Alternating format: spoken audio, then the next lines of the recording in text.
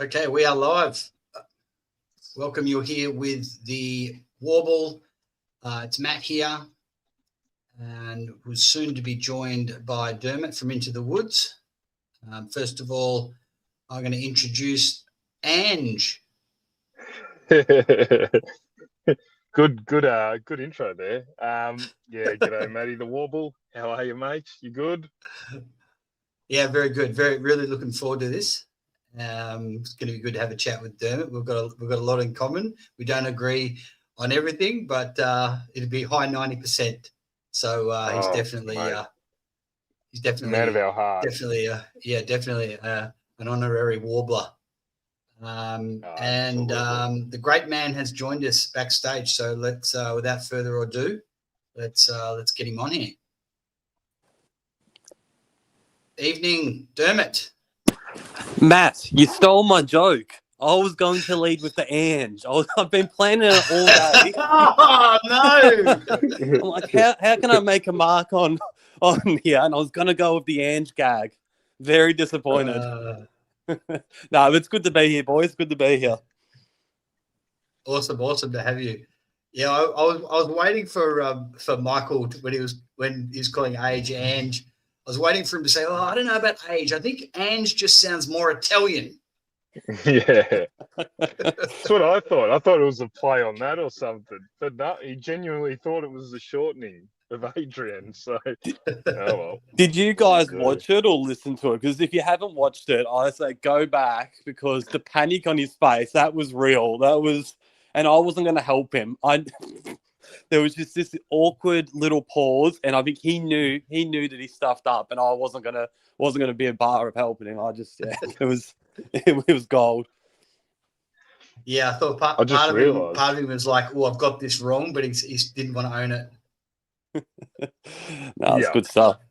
Good stuff. But no, it's good to be here, guys. I'm definitely going to enjoy this sort of laid back vibe. I'm enjoying not having a camera pointing in my face, and I can just I'm currently laying in bed. It's quite nice. Awesome. Quite nice. Not having Michael on the other end would be good as well. I'm sick of him trying to muzzle me every 2 seconds. So, yeah. Excellent.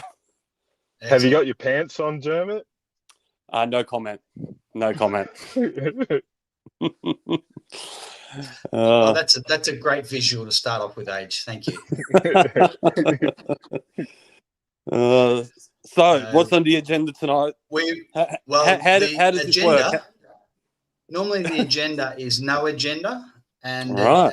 but then that can turn into 31 hours. So, but no, we're going to go for 2 hours max. And then we're going to jump on an after show stream, which you're welcome to join. But I thought we'll keep it under 2 hours. That way, if you're happy with it, you can whack it on your channel. So sounds good to me. Decent size length. So now, there's a few topics I want to chat to you about, and look, the general feeling I really wanted to touch on is this absolute non-stop narrative and agenda from the media, and a lot of Collingwood supporters are re-parroting it, and Collingwood haters, obviously, and it's all about how bad our list is. That's all you ever hear. And then you'll get someone like Kane Corns. He'll come out and he'll say, well, if they've got any good young guys, why don't they play them? And if they do play them, they're dropped the next week. And we're like, well, hello. Yeah. So this whole idea of the list is crap, but Flyer's a genius, and he's done so well to be competitive in all these games. And I don't know if it's gaslighting at this point, but we know that our list is not perfect, but had we won, those 4 close games and the draw, we'd be top 3 right now. It's just such fine margins, isn't it? And I just think it's just unfair to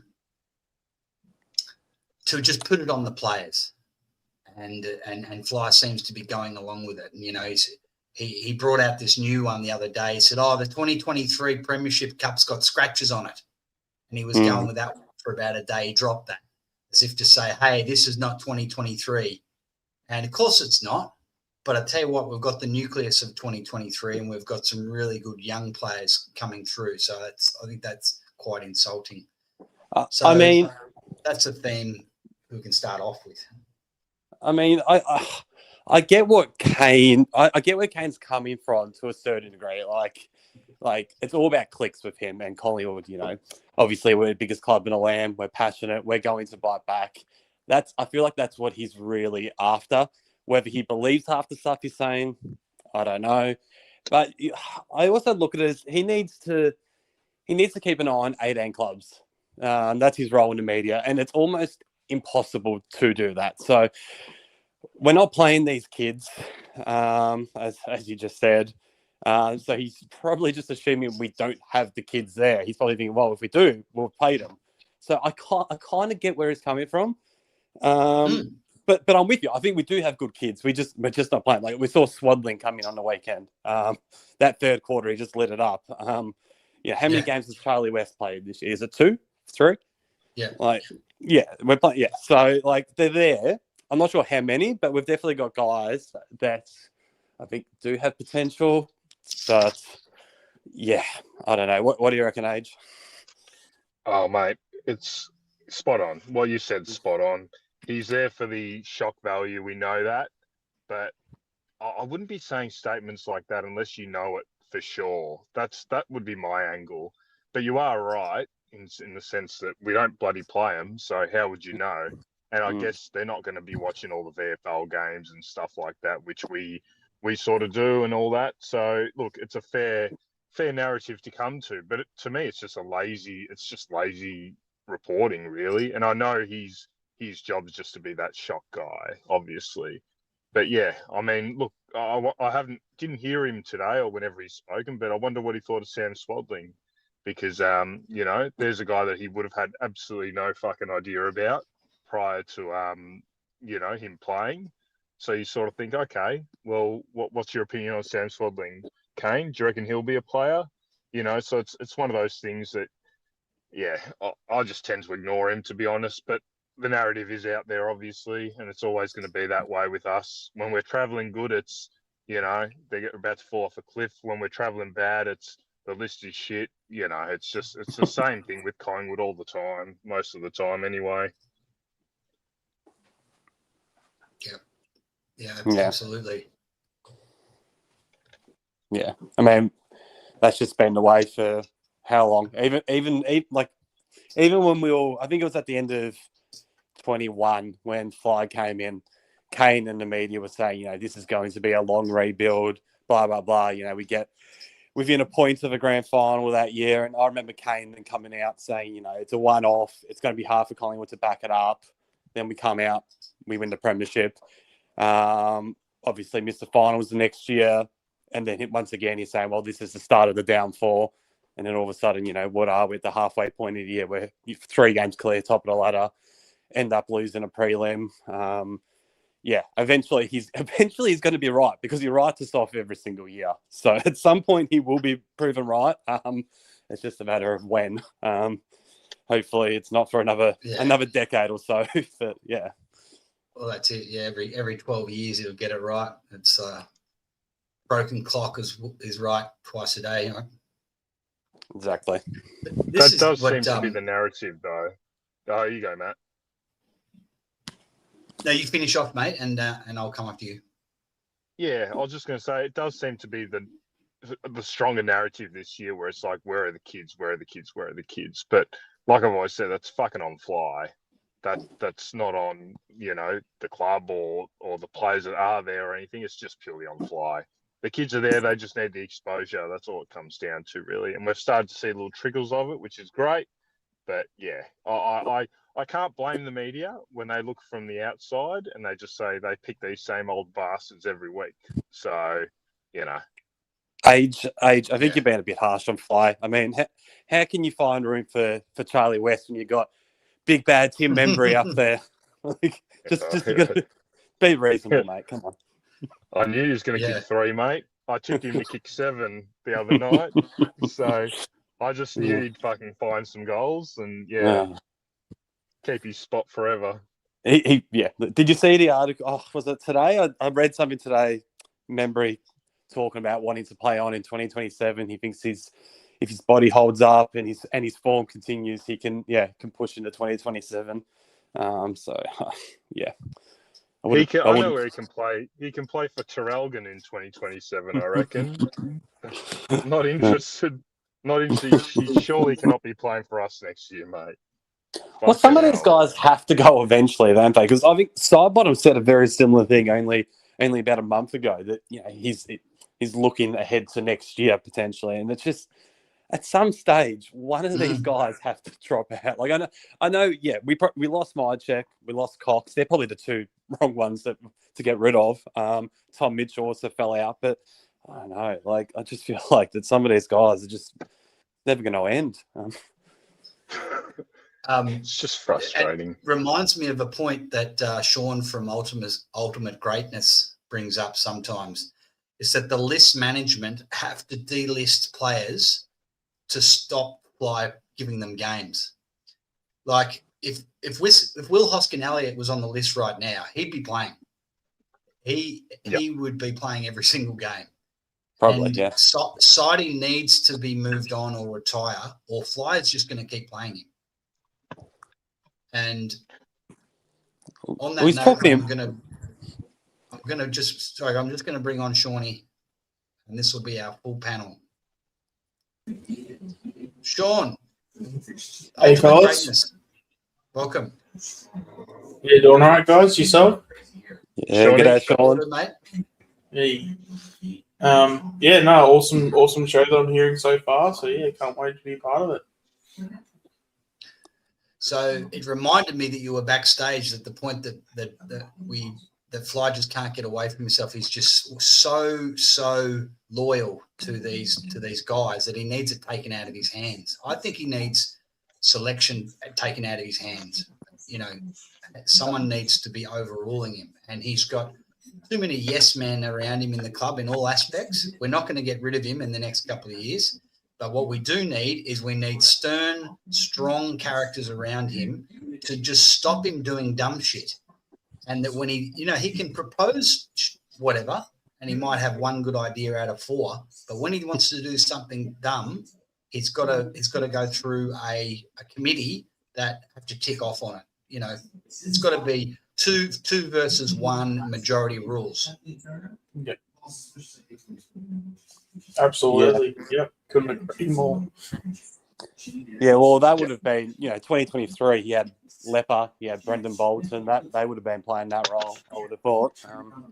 Yes, he was like the junior guy. He was like the new guy in the seat with 2 strong ex-AFL senior coaches, strong personalities, and they were guiding him. He wins the flag. Those guys are out of there.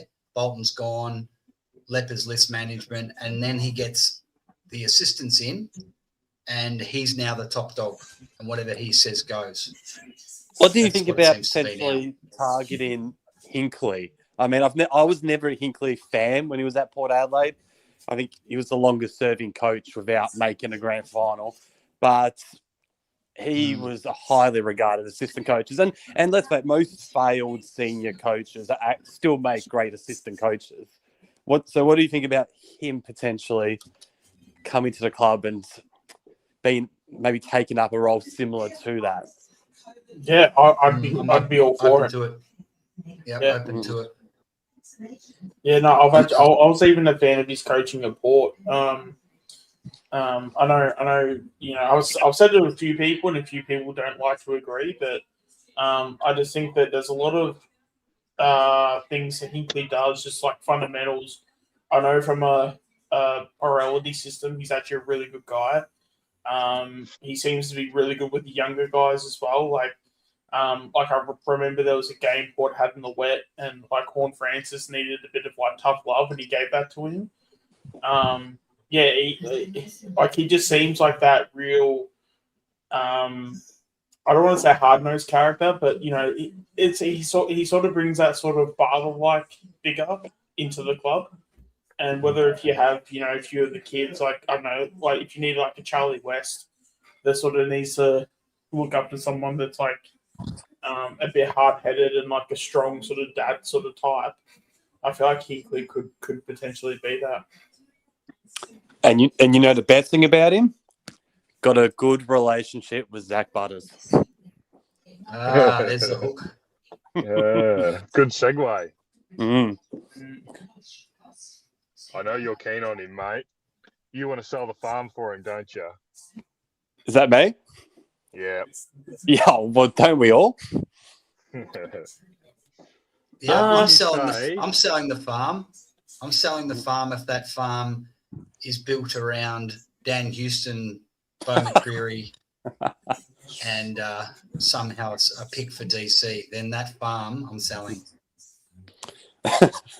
Yeah, look, I think we're going to have to give up a bit more. Chuck Bobby Hill in, maybe.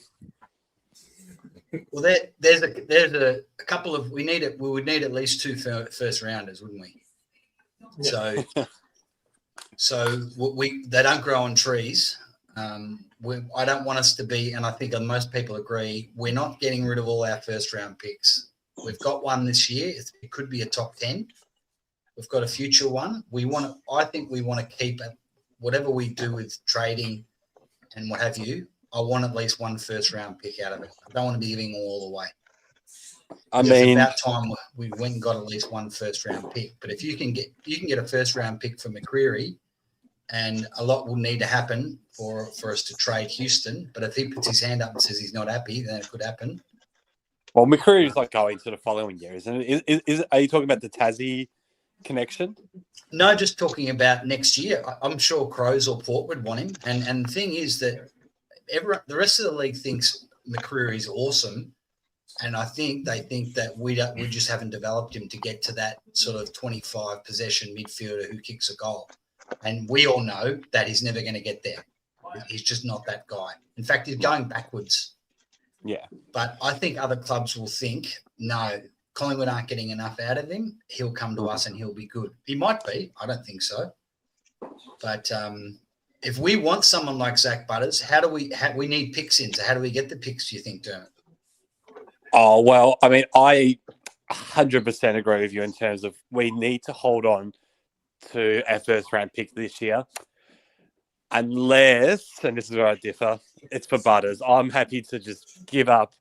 I know this. I'm not sure if you guys will agree, but I'm happy to give up this year's first rounder and next year's in order to get Butters. But that's where I would leave it there. No other player in the comp is worth our first round pick. So it's either we keep it or it goes to Zach Butters.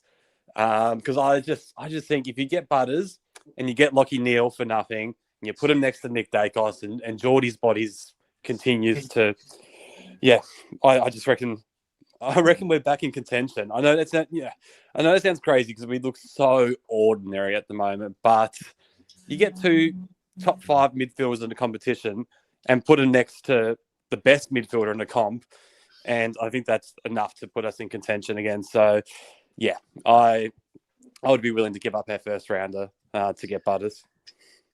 We'll have no choice. That's the reality. We would have no choice, I think. Our hands would be tied. We would need to find at minimum 2 firsters, whether that be via trade. Really, the only guy that's got a bit of value and they might consider moving on is like a Bo McCreary. You know, a Jordan De Goey, he's only going to get you like a second rounder, but he's in such good form that you can't get rid of him. He could have another 2 or 3 years of this footy left in him if his body holds up. So he's too valuable to sort of leave. So really, all roads point to like a Bo. Like that's the only one I see with a bit of value, and maybe like an Ed Allen, if he does choose to leave, you might be able to attract sort of an end of first, early second for him. Like that's really about it. But I can't see us being in a position where we can't. I cannot see us be able to keep our first pick if Butters does want to leave. It just the math ain't mathin'. Yeah. Mm-hmm. Just speaking of Lachie Neale, actually, Dermott, so your scenario, you just say we don't get Butters, but we just get Neale. Are you happy with that, or do you think it should just be one of those things that you only get Neil if you get Butters, or what do you think? I mean, the way I look at it is, I think Neil coming to the Pies would have to be the first domino to fall, because I reckon if that happens, then that would be more tempting for Butters to come across and form that amazing trio that I was just talking about. I think that would appeal to him. He would probably look at that and think, okay, I think if I go to Collingwood, not only can I play in the big games, I can then form the best midfield in the competition and get the Pies back contending. So I reckon you sign Neil first and then you hope Butters follows. If he doesn't, then that's okay. I mean, do I think that Neil alone will put us back into contention? No. But there's other strengths. He'll help Nick, because at the moment it's a one-man show in there. It means De Goey can play a bit more forward. Obviously, we need that. If you look at our key forwards at the moment, I don't want to back any of them in next year. I don't even want to back them in for next week. So, yeah, I just think sign Neil first and just hope Butters follows. What do you reckon, Age? Oh, well, like, I would look before getting Neil to the club. I'd pretty much just ask him two questions. Like, if just say in a world where he said he wants to come to the Pies, right? I would say, look, are you prepared to be like the number 2 guy behind Nick, like the Robin to the Batman sort of role, similar to how your Tom Mitchell and your Luke Balls of the world, where they came in for a specific need, and the need for Neil will be like just clearance dominance, a little bit, a guy that's willing to get down and dirty. So maybe to not be the dominant sort of player he was for his whole career, but maybe more just a feeding role. And if he's happy with that, the second question I'd ask him is, would you promise to keep your slug in your pants? And then if he says yes to that, I'd bring him to the club, mate. Yep. Yeah, I agree. Well said. What do you reckon, Matt? Shawnee, I think you got a bloody TV on in the background, by the way. Oh, do I? Yeah, it was. As you can see, Dermott, this is just high quality stuff, mate. I mean, it's still better than Michael. I see he's lurking in the comments as well. Yeah, he's in there. But I'll bring that comment back up. So this is true. We never, as Mick Sacker said earlier, that the media and all the Collingwood haters, they so want us to go the full rebuild. They want us to do a Richmond because they know that you're better than 50% chance that you could stay down there for 10 years or more. Look at Essendon and look at Carlton. And there's no guarantee because you put so many of these young talents in there. There's no winning culture and they don't develop. So there's no way we're going to bottom out. We're going to keep trying to top up. And the other thing that annoys me, our record compared to Geelong since 2010, we won 2010, Geelong won 2011. Geelong won 22, we won 23. And we've both played in a string of preliminary finals and finals since then. Geelong's probably played in one or two more prelims. As we know, but it's very similar. When Geelong top up with free agents and older players, they're absolute geniuses. But when Collingwood does it, we're constantly going off a cliff. So this is what we do, and we've got to just ignore the outside noise. Now, as for us not competing with Neil, I think Neil is enough. That's top. We're top 4. In fact, if he was playing for us right now, where we are at the moment, even with Fly's terrible selection and terrible tactics, we're winning at least 3 more games. So we're top 5. Okay, if we won all, we could have won all of them because we're losing by 5 points and draws and whatever. You take Ned Long out of that side, and you put Lockie Neal in that side, we're winning those games. He makes you a 3-goal better side on average. Now, the other thing that does, the way Nick is playing so much better now, the Geordies he's got a bit of help from Ed Allen, and Geordie's playing really well. You bring a Neil into the side, basically you can have De Goey and Nick Dacos can be swapping at full forward, takes the pressure right off him. So I actually think it moves us from we're lucky to make the 8 to we're definitely competing for top 4. Now, the other thing that's different, come next year, what's going to be taken out of Fly's hands is certain players he won't be able to play. Like, let's list it. Membry, not playing next year. Fly can't pick him, right? Side bottom, not playing next year. Fly can't pick him. Who are some others? Chris shouldn't be playing next year. He gets an extra year on his contract, but by then, hopefully, Fly has a policy where he can't just automatically include people, whether it's Lepiski, whether it's Houston, whether it's McCreary. Like McCreary, a young guy, he shouldn't be in the side the way he's playing. So with at the start of this year, we didn't know where Allen was. We didn't know who Swadling was. Hadn't played a game. Hayes, didn't know where he was at. Anderson, West, you could probably be able to name a few other guys. Steen. We've got 6 or 7 young guys who are real talents and becoming real talents now that we didn't have at the start of the year. You throw a Neil into that, and and we're not picking guys like Sidebottom and Membry. I think we're absolutely competing. What we're also going to do, even if it's like that, West hopefully gets games towards the end of the year. He then becomes the type of footy he's playing in the reserves, and we're going to go for a full forward.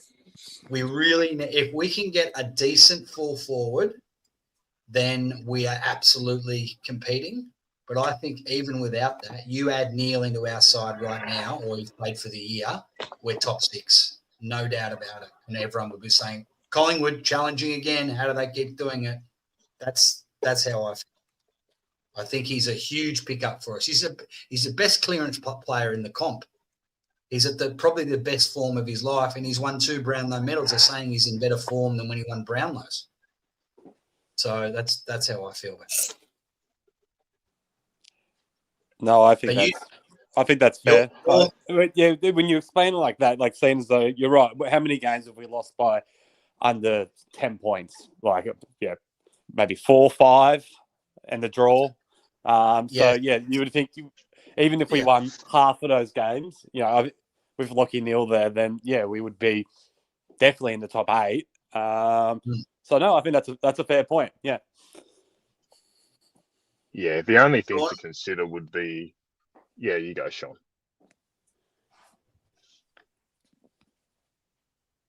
Oh, is he with us? It wasn't me. No, I wasn't talking. No. I was asking you because you. I know I've heard you say that you think we could have been contending this year, but just through our own mistakes has what's cost us. So if we can do less dumb shit. Yep. Get rid of players so Fly can't play them, tighten up his selection and start doing something that's more than just playing 1 quarter of rocker, we absolutely can be competing. Yeah, 100%. I fully believe that because, and it's not just a thing of like 1 + 1 = 2. It's it's probably a bad example, but it's like, if 1 + 2 = 3, it's like, no, it's not 1 + 2 = 3. It's 1 × 2 equals like 2, but it's like, but it ends up in terms of it, instead of it adding on, it basically multiplies. So it's like 2 × 2, 2 × 4, 2 × 6. The numbers that it goes up is like far greater because once you add selection integrity and the players are not dumb. Like the players, once they see that there's selection integrity, they'll go, "Oh shit, I've got to lift." And once they realize like no one's really safe, but there has to be a bit of a, you sort of have to be hard but fair, but as long as these are the standards we expect from you. If you drop below these standards, you are playing VFL. And then the same goes for the VFL guys. These are the standards we expect you to play at every week in the VFL. And if you keep at these standards, if there's a selection spot that opens up, you will play AFL. Like, it just needs to be that simple. But we just seem to love shooting ourselves in the foot, and then we seem to then complain, why can't we hit a target by foot? Well, if you take a shotgun to your damn foot and blow and pull the trigger, and then you can't hit a target inside 450 or just anywhere on the ground, well, yeah, no shit, because you got no foot. So I don't know. It's just, at the end of the day, just what's that saying? Like, just keep it simple, stupid. Like, that's. Yes. I feel like we just need to go back to that and just go back to the basics and set standards in and just because I feel like everyone at the club knows who has job security, and there are players within the club that have job security that have not, at least in my opinion, have not deserved any security in that fashion. And again, it's like, what's so wrong with ex-player going down to like the VFL? And you can even advertise it too. This club loves talking about how much money it makes, and all these opportunities of making cash for Pendles and all these like scenarios. Like, you don't think a side bottom going down to the VFL and they can advertise that throughout the year, and and then you get a shit ton of the supporters going to like a VFL game. You could even, hey, like if that gets you to start even charging for like the VFL games, like, yeah, it sucks, but at least you're giving people a reason to be like, hey, I'll pay $10 to go watch Sidey play a VFL game. Like, there's so many opportunities, and I think like once you get one of those balls rolling, it becomes like a snowball effect to where you just become a good football club that where every cog in the wheel is like turning. And once you have every cog in the wheel turning, that's when you have a good footy club. Yeah, I really thought this year that things were going to change a little bit, that there'd be a little bit more selection integrity.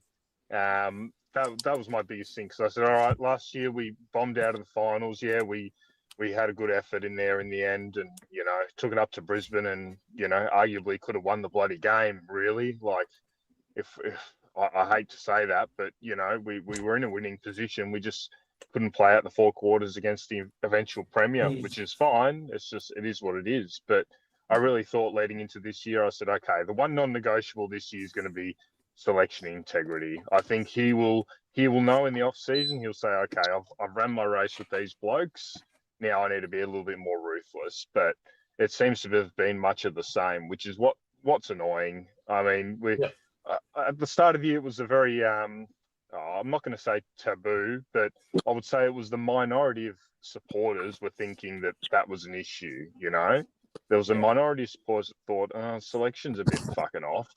Now I think it's gone to a point where even like I always say, your once a week Collingwood supporter who only tunes into the game on the Saturday and doesn't watch another bloody game until Collingwood play again. They don't consume any media. When even those people are sort of like, oh, geez, I thought Sidebottom might be dropped by now, or, oh, shit, Membry's still getting a game. When you got those sort of people that are starting to say those things, that's when oh, fuck, he just leans on these old blokes no matter what. And, like you said, yep, Membry performed last week. That's fine. But now that's just going to buy him a month of football, And you've got Charlie West in the twos who's taunted a new one. He's one of those guys that's clearly too good for the VFL, not quite ready for the AFL yet. But as we've all been saying, I would much prefer West plays, and even if he does fuck all, you just give him that run of a month, and we all think that everyone on this channel thinks the same, except the fucking coach. And I just don't understand how that mentality hasn't been weeded out yet by the start of this year. Like, it is still just the same agonizing, pulling teeth, fucking You know, just the same fucking things every week. Just make a hard call for once, Fly. Like, Bo should be the guy on the chopping block this week. Like, can we all agree on that? I think every person here. Yeah, I of was course. calling for it last week. Dermott, when I was on Dermott's pod a couple of weeks ago, and he said, fucking Bo out of this team. And I agreed with him. And, like, that was before his stinker last week against Port. So now with another fucking stinker, you give him a run in the twos, mate. It ain't rocket science. But no, he won't fucking do that, will he?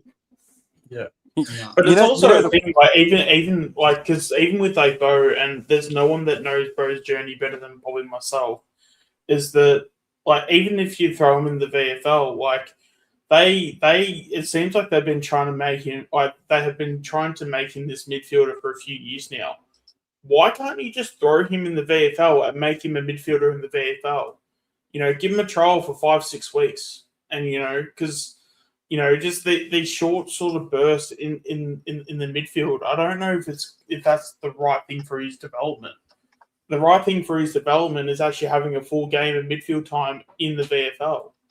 You know, so and then on top of it, if his form's not good as a forward, I mean, he's going to be playing VFL anyway, so you might as well just go, hey, like, we feel like there's more to your game. Let's sort of try this out. But then, worst case scenario, he can still be a forward in the VFL. But again, it's like we just don't seem to, like, experiment and take these, like, you know, again, Fly always likes to say, oh, you know, that he likes to have a ping at the stumps. That's great. Like, have pings at the stumps, but don't take odds that are like 3,000 to 1 and then be surprised it didn't pay off. Well, Sean, when was the last time he took a ping at the stump? Because he says that, but he never changes anything.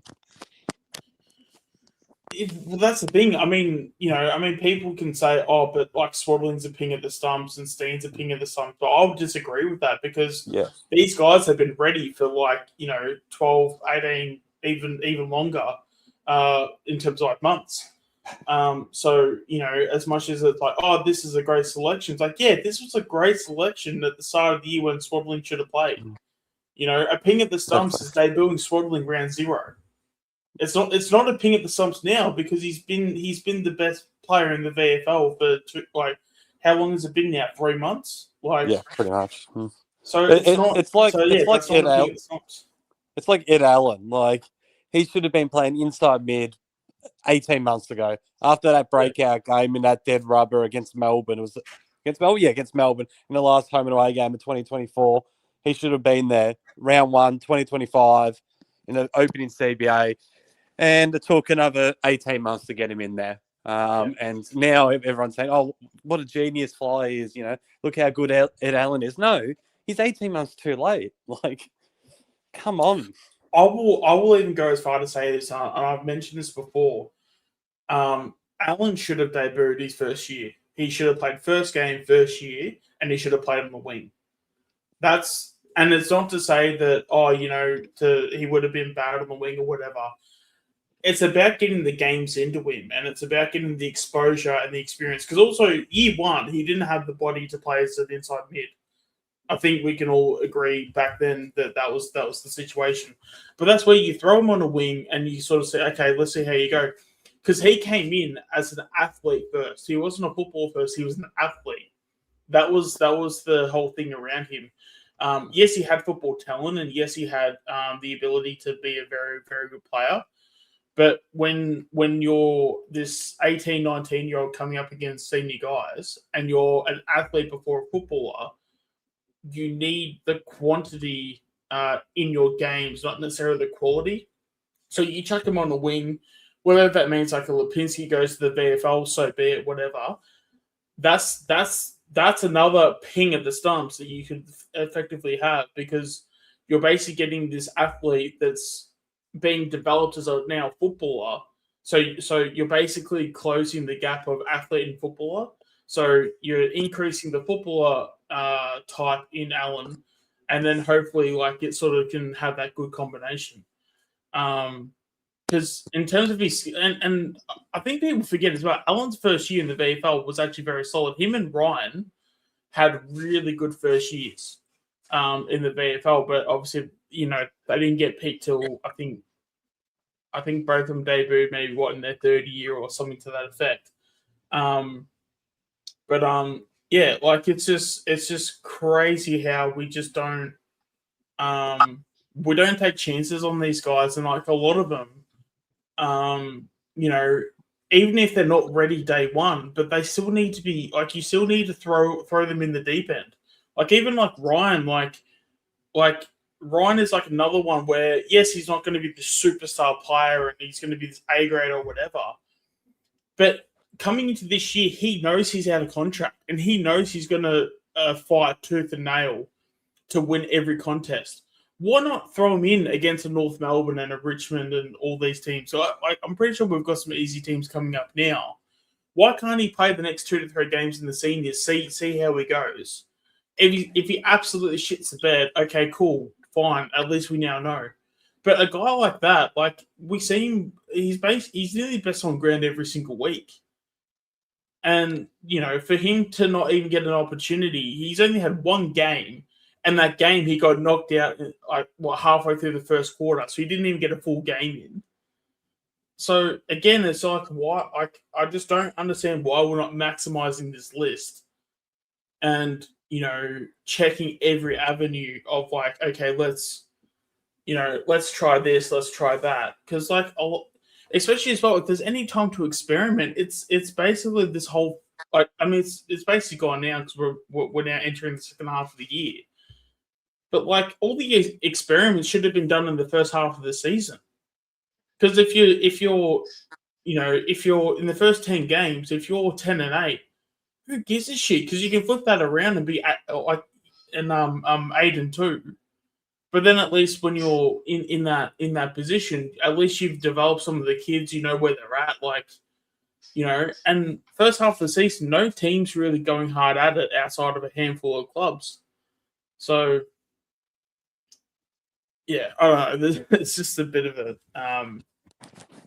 there's just so many avenues you can sort of go down. I just don't feel like this club is maximizing its chances when it comes to putting really anyone in a position to succeed, even though Fly loves to also make that statement too. I mean, going back to Jacob Ryan, just quick. That. Sorry, you go. Go on, mate. Go on, Derm. I was just going to say, going back to Jacob Ryan, just very quickly, you feel like if he was ever going to play, it would have been last week with Maynard missing and Darcy Moore obviously not there. The fact that he and Parker as well, the fact that they didn't play with those guys out, I just don't see how they're going to get a game. I don't think we're going to see Jacob Ryan again, which, sucks because I think his form warrants it. Yeah. And that's the thing. Yeah. And it's like, and we're not saying play him till the end of the year, but like, at least give him a shot. Like, at least, like, he's played well enough to where you can play him anywhere between 2 to 4 games. Because, like, for all we know, he could come out and be like a Tom Langdon. And we go, holy shit, where the hell has this kid been? Obviously, we know, for those that watch the VFL every week, we know he can be a very good player and he can be that sort of, he's basically like a noble type. So he can basically be that guy. But yeah, at the end of the day, if you're not going to throw him in the deep end and you're not going to and you're not going to give him games, like that's the thing that's like annoying me, is that we know there are plenty of players in this team that we know their ceiling, we know how much talent they have and all this stuff. We don't know how good Ryan's going to be, but he's but in terms of what you can bank on him being a solid contributor in the back line for the senior side, because he's very composed when he's got ball in hand. He gets enough of the ball. His efficiency is always up there. It's all like, I don't think he's had a game where he's been under 85% efficiency. Like, again, it's like, what are we like? I just get the feeling that the club is just so scared to play these players. Like, is Fly so scared to play someone like Jacob Ryan that he feels like if he plays him, his career is going to be in jeopardy? Like, Fly's career is going to be in jeopardy? Like, why are we so scared to be playing people like Jacob Ryan? This is what it is, right? Let's say he manages Houston, for example, Okay, he's not going to drop Houston, but let's say he was to manage Houston, right? And Jacob Ryan comes in and does what he did in the VFL, 22 touches, very solid. A lot of defenders like that, you don't notice them unless they're fucking up, right? So I think that's why he goes unnoticed a lot. But let's say he manages Houston and he brings in Ryan, and Ryan does a really good job. Now, because he's managed Houston, that means automatic selection. Now it looks, oh, what are you dropping Ryan for? Oh, you're bringing Houston back in, and it starts that whole conversation again. So the way I see it is someone like a Ryan couldn't possibly do worse than a Houston.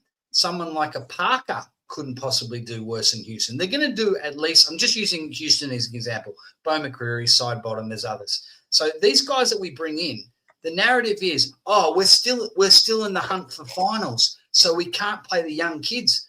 The young kids we've got will do just as good a job, and I could argue they may do better because they'll be hungry. They'll bring enthusiasm. They'll bring excitement. So the irony is that we do start playing people like that and drop the Bo McCreary when he's not performing. We'll actually probably guarantee ourselves we'll finish in the wild card round. So we can only make the best we can do is wild card round. So even if it is a risk to play kids, who cares? I'd rather finish 13th and know what these kids can do than play in a bloody wild card round where it's virtually impossible to win a premiership. But the ironic thing is, we're probably more likely to get to the wild card round if we do give guys like Ryan a chance, if we do give West a chance, if we're giving Parker a string of games instead of McCreary or Lipinski and guys like that. We know what Lipinski can do. We know what McCreary can do. We know what Houston can do. What's the harm in putting them back into the VFL, seeing what the kids will do? Hey, worst case scenario, we miss out on wild card. Who gives a fuck? We need to see what these kids can do. No, I think you're spot on. I think I made almost the identical point on the last podcast. Like these kids can't do any worse than a McCreary and a Lipinski and a Starbottom. And yeah, I think we're actually more likely to win games of football with these kids and potentially make that wild card than if we're just backing in these same old passages week after week. So yeah, I agree with your point. We can win games with these guys and get development into the kids at the same time. I don't see how we're losing in that, but it won't happen because we're going to we won last week. We're going to win against Richmond on the weekends. I think, like Sean said, we've got a few easy games coming up.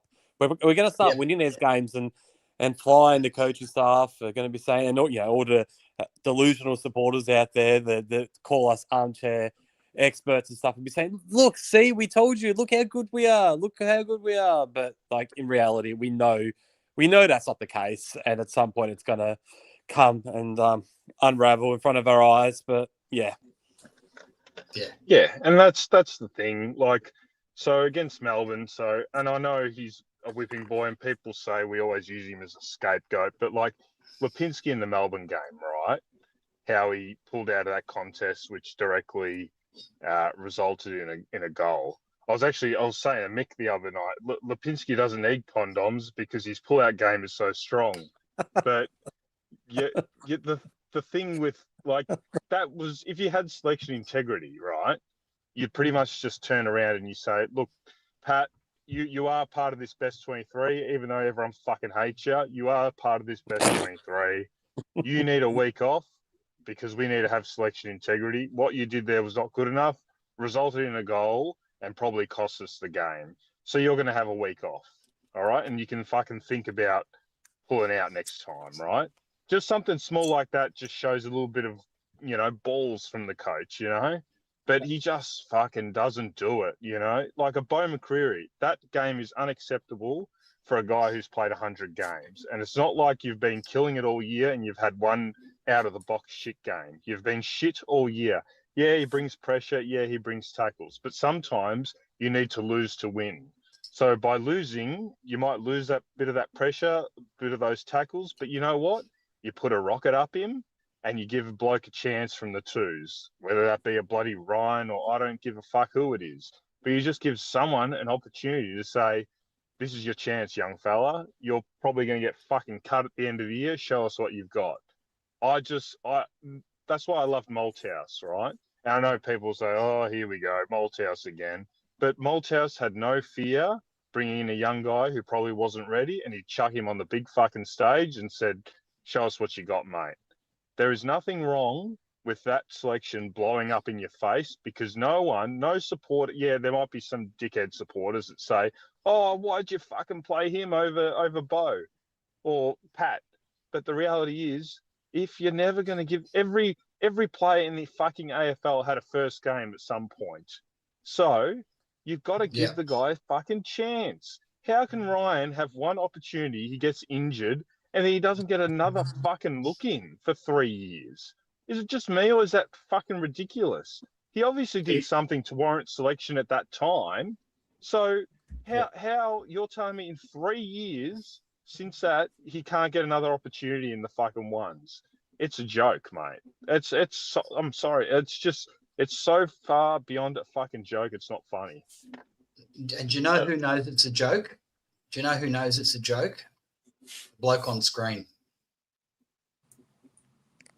Big Josh. Can you imagine Josh Fraser as a ruckman, ex number one pick, sat there and watched the Fly interview with Steen, and Fly goes, oh yeah, it's been 4 years. Josh Fraser would have watched that and go, yeah, I was coaching him for 2 of those years. You idiot.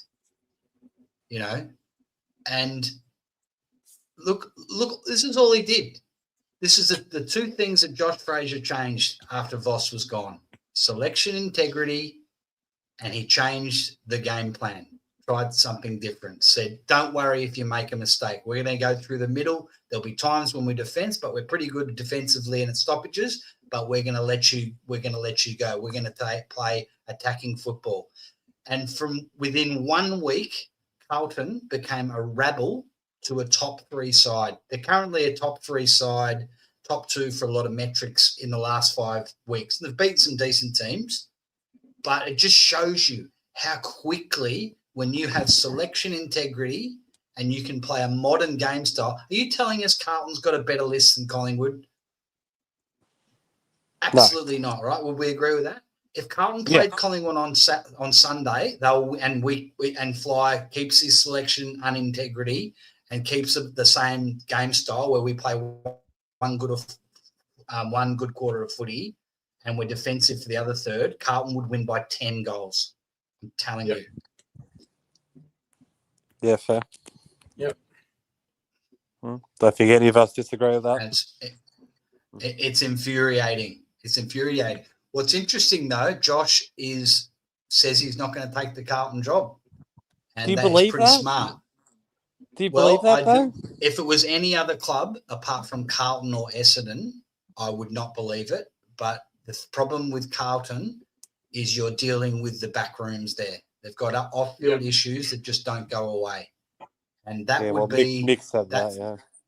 That would be why I would say he's probably going to stick to his guns.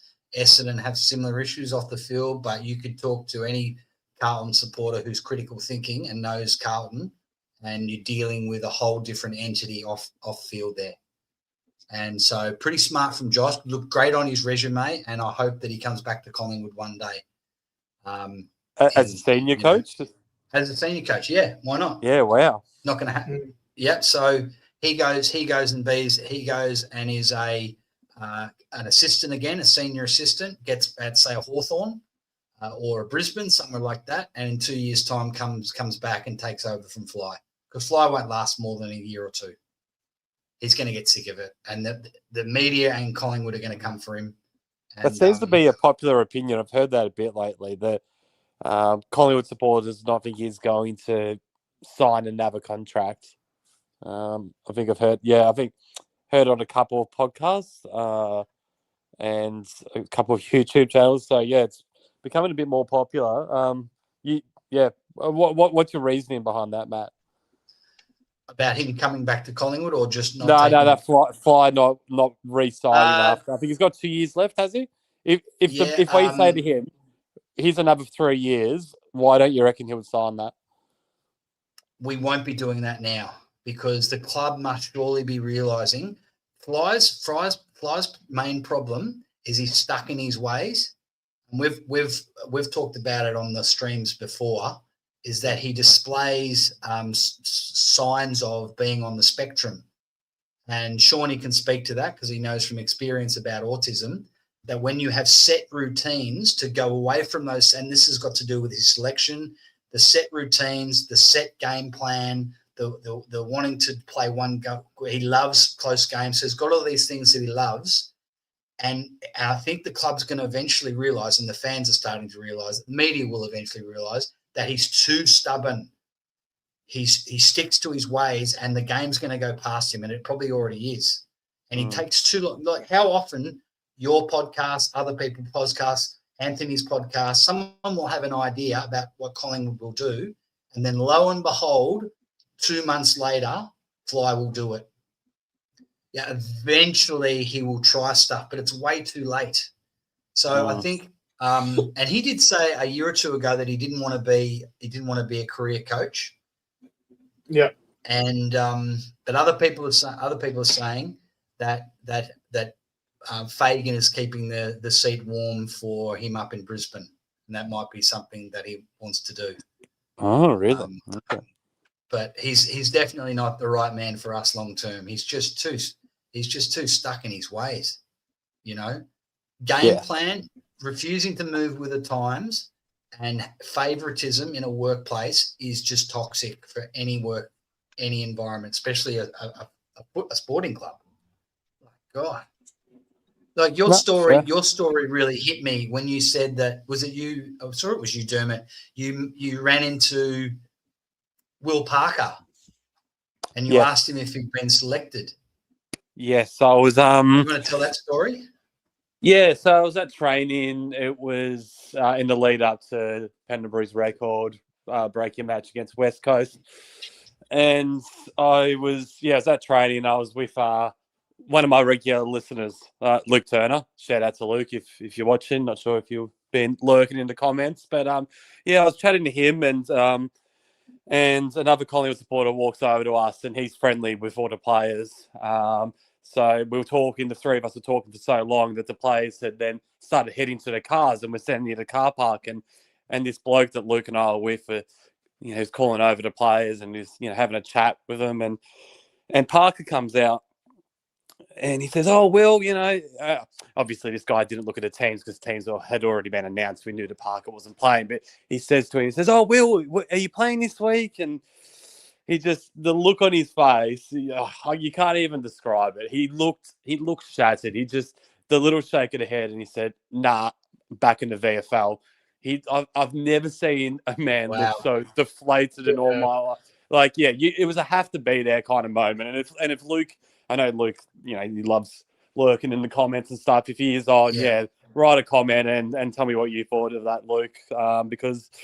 Yeah, it was quite sad to see. At that point, I think he'd only been back in the team for a week and then was out again. I think, funnily enough, he probably came in the following week. Was it in the Dogs game? He played quite well again against the Dogs and was dropped. So I was just, when he was dropped again after the Dogs, I was just sort of thinking about that moment and being like, geez, like, it wouldn't surprise me if he requested trade. And I think, funnily enough, it was actually the Bulldogs that were in the mix to get him as a Category B rookie when he came back to the AFL. I think it was between Collingwood and the Bulldogs, and he chose us. So, it wouldn't surprise me if he looked elsewhere. And if he went to the Dogs, like we know, Bevo loves playing those types of players. It's like the complete opposite to Fly. If you look at the Bulldogs team, a lot of their supporters That's true. Annoyed because of the opposite reason to I say that they're sick of seeing these guys come in and get given a chance. So if he went to the Dogs, I could see him as a regular. He's the sort of guy that Bevo would love. So but it was sad to say he did look shattered. And you throw on top of that, there's a number of reasons. Like, so he'll see next to his name omitted. And then he sees next to his name a Ned Long or a side bottom managed. Like, we're going to see Houston will come out of the side at some stage. and it will say next to his name managed. But then you'll get someone like a Swadling, it'll say omitted. Now, just this favourable treatment in a workplace. It's actually like there's workplace rules around this, right? It's a form of bullying. I've said this before. People think I'm being extreme, but it's not cool to play favourites, especially in a sporting team. We've all heard people say you'll take a champion team over a team of champions any day. And what we've always can pride ourselves as Collingwood supporters over the years in the period, the 1990 around those years, the 2002 period, we didn't win a flag, but we came close to it, 2010, 2023. So Collingwood sides have always been about every man in, do your bit and put in. And that's it's like a socialist sort of environment. We're all equals. We're all comrades. Yeah? There's no one different. We may be getting paid different pay packets, but when you're on that field, we are all in it, and these are the bare minimums. But we've got a side at the moment where that doesn't apply to everyone, and that is terrible for a team ethos, especially for young players. It destroys their confidence. Yeah. The thing with winning a flag is you do lean on these guys forever. And that's what shits me, because Houston hasn't earned his stripes. He wasn't part of the flag, right? So it's like he should be the number one guy that, okay, if you're not performing, mate, we've got to figure this out. I'm not saying drop him, but I'm just saying you got to figure it out quick, smart, mate. You're on notice. I just don't think he's that sort of coach. I don't think he puts anyone on notice. Look, he in his presser, he did mention Bo McCreary's sort of struggling, or words to that effect, like sort of just alluded that, we need more out of him sort of thing. So I think he's not going to drop him on the back of like saying stuff like that. He'll give him an opportunity to sort of perform. However, that conversation should have been had a month ago. That's the thing. And you referenced it before, Matt, where everything's a month later than it should be with this bloke. And my fear was, even if the season gets to a point where it's completely fucking cooked, will he even have the bloody balls to even make tough calls then? Or will he still do what he's doing now? And, if we win every game by fucking 400 points, we'll still finish 10th. Like that sort of attitude, which is just what drives me nuts. Because it ties back into what you were saying before. Everyone assumes that if you play these kids, we're going to be worse. Who the fuck knows? Playing these kids, we might be fucking better. Who would have thought? That's what happened in bloody 2010. Sometimes it's not about who the fucking name is. Sometimes it's just about the performance. And if you just take the name away and you look at the performance and you say, does this warrant a senior selection at 32, 33 years of age? No, you need a spell.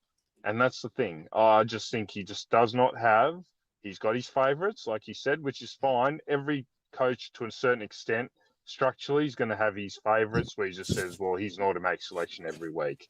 However, these sort of fringy guys that should be, in and out, and if they're senior especially, are the ones that get the preferential treatment. They always are a walk-up start. Whereas you get a guy like Will Parker, like Dermott mentioned before, all year, 1 week in, 1 week out, 1 week in, 1 week out. How the fuck are you meant to show anything with no continuity?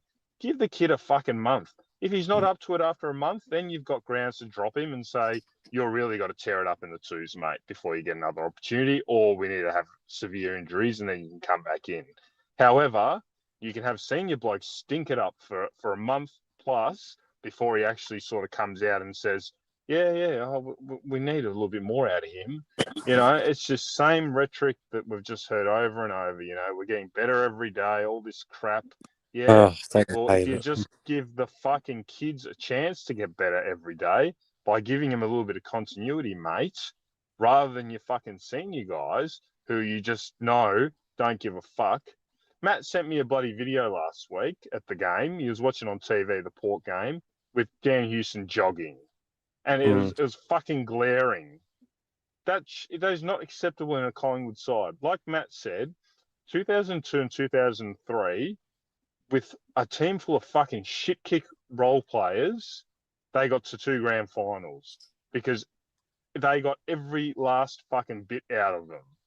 When you see blokes fucking jogging on the field, it's just not good enough. And will he have had a chat to him this week? No, because we've seen it all fucking year. Will he drop any of these guys? No. Bo in that first half, I was there live, and I sat at ground level last week because I said, I very rarely do I go to ground level. But sometimes when I want to be really critical, I go to ground level because I watch players more intensely. I sort of like, I sometimes don't watch the ball, I just watch the player. And I watched some of my fucking favourites last week, like Houston, fucking Lipinski, McCreary. McCreary looked like he was at a fucking funeral last week. He could not give, it's like he didn't give a fuck. And I just think, do you understand what this actually means to like the 40,000 people that are here? Do you give a fuck? And then, like I said, I didn't see the Houston thing live, but Matt sent me a video. He's fucking jogging like he's on a treadmill. It is so fucking laughable. This is what happens when you got no selection integrity. The standards just fucking fall through the floor, mate. The other thing, and by the way, when we say jogging, this is not like just, the ball's on the other side of the ground. This was chasing his opponent. So his opponent like Houston's not fast, but like when you're not fast and you're jogging and your opponent just like gaps you in a couple of seconds, and it's just obvious for everyone to see. You know one of the reasons Houston never gets it. There was another bit, I'll try and find it later, where Collingwood take possession and they start running it out of their back line. Josh Dacos and Houston are standing side by side. You see all of Collingwood's back line start streaming out of the back line. Houston's jogging really gets exposed because he is just above a walk, and you see every other defender stream out of defence trying to get the end on it. When was the last time Houston got a handball receive? But forever and a day, if you're playing on the half-back flank, the easiest kick you get is the centre half-back or the ruckman or whoever takes the mark, and you go past for the handball. Now with the stand rule, you can get that nearly every time you run past. He doesn't get it because he's lazy. He doesn't sprint and run. Here's the thing. I think he thinks I'm not going to get that, so he doesn't run. Well, we know in league footy, you've got to just run every time, and maybe 1 in 7, 1 in 10, you get it. But if you're running all those 10 times, you're going to put yourself in a position, and eventually you're going to get it. That's his problem. He just goes, no, he only runs when he's got the ball, basically. Matt, did you say, I'm not sure if it was SCN or 3AW, might have even been ABC, one of those radio stations gave Houston best on ground? Yeah, it was a sponsor. Was it? Yeah, was it a pillow? Sleep D mattresses or something like that. I've got a screenshot of it somewhere. Let me find it. Of course you do. I got receipts. I got receipts, my friend. But nah. And he's standing there with the biggest, goofiest look on his face. He knows. He I think he was embarrassed to get it. Yeah. Age, was it you? Was it you, Age, that posted that to our panel show group chat, saying something along the lines that the only thing that's softer than Houston or something like that. I said the only thing softer than Houston was the actual pillow. Yeah. Awesome. But yeah, look, but guys, I don't want. Yeah, you go, Dermot. Oh no, I've got nothing serious to say. I talk about this shit every week. It gets boring just repeating ourselves, doesn't it? But it's okay. It's okay, guys, because we're a work in progress. We'll be okay. We'll get there. We're gonna be better. We're gonna get better. Work in progress. It's fine. Yeah. It's always the same narrative. Oh God! Wrap our arms around each other and go again. That's the thing. All these lines that he loves to use, they're all sweet when you're fucking winning games, mate, because no one gives a shit. when you're losing, this crap just gets amplified. And I know people will turn around and say, "Oh, you're reading too much into it," and it's just media training, and he's just brushing off the questions. And look, I appreciate to a certain extent that's all true. And look, if I was fucking in his boots, I'd probably bloody be doing the same thing. However, you're not above criticism when there's like hard questions that need to be asked. And a lot of these bloody reporters, they just blow wind up his ass and stuff like that. No one ever asks him tough questions. He's got so many mates in the media. They all love him. A lot of them are his ex-teammates and shit like that. So it's just, that's where it shits me, because I go, you know what? I reckon they secretly know he's fucking doing shit house, but they all just love him too much. So it's like, oh, well, we can't sort of criticize Fly too heavily, And then that feeds into your average supporter who just sort of thinks, well, Damien Barrett's written an article saying he's coaching better than ever. Are you fucking kidding? The guy won a fucking flag 3 years ago. And you're saying he's coaching better now when we're fucking on the borderline of bottom 4? Come on, man. Like, it's clicks. It's all about clicks. He doesn't believe it. No one believes it. Surely. Like mixed. I mean, you say surely, but even you don't know though. I mean, these guys like this is what this whole season has been. Is like we think that these guys are playing some sort of 3D chess with an IQ of 9,000. But here it is. Who the hell here knows? It is. This is Damien Barrett. Fly won a flag in 2023 on 2 other occasions. Reached prelims. As weird as this sounds, given the Pies are sitting 11th on the ladder after 13 rounds of 2026, he might just be coaching at a level that is career best, producing weekly ultra competitive efforts with a C-grade list. Good on you, Damo. Also, as well, here's a tip. If it sounds weird, guess what? It probably is. Yep. Brilliant. Damien Barrett. I just want them to be more critical, that's all, because like I said, if there's a little bit coming from other areas, it might push things to change. I just hope internally Big Dick Kelly can see what we're seeing, but he's fucking off too by the sounds of it. So, well, is there anyone in charge?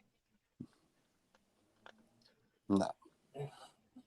I've got a question. Is everything on? Am I allowed to bring up Bobby Hill quickly? Or is that not allowed? We can move on to Bobby. Oh no, this is still connected to Fly. What did you think about Fly's comments the other day about Bobby? Because I lost my shit on our last podcast. I know. I wanted to play the rant. Yeah, I'm happy for you to play the rant if you got it. Let's do that. But Dan Houston won the Player of the Day, AFL Nation, and it was team. He won a Timor pillow. And look at Sam Swadling in the background. He's like, "What the fuck?" No, isn't that Steele? Like, that guy won fucking best on ground. No, I'm pretty sure that's Steele, isn't it? No, it's Sam Swadling in the background. It's Swadling, I think, yeah. Okay. Sean, Sidebottom's got no hair. I'm aware of that. Is this going somewhere? the photo is Sam Swadling. Okay, it kind of looked like Rowan to me. Rowan Steele. Sorry, Shawnee. I knew what you meant, Sean. I knew what you meant. Oh, no, you didn't, Dermot. No, you didn't. I've not. Anytime I've referred to Sidebottom, it's always Sidey. Whenever I say Steele, it's always wrong. Yeah. Take note. Yeah. Right. Well, so I actually had your rant queued up. So let's watch the rant and then we can touch on it. Yeah. So we can talk about Bobby and because I thought you made some very good points about that. If I can find this latest podcast of yours. 30. I will say it is weird talking to you guys and just staring at a picture of my face.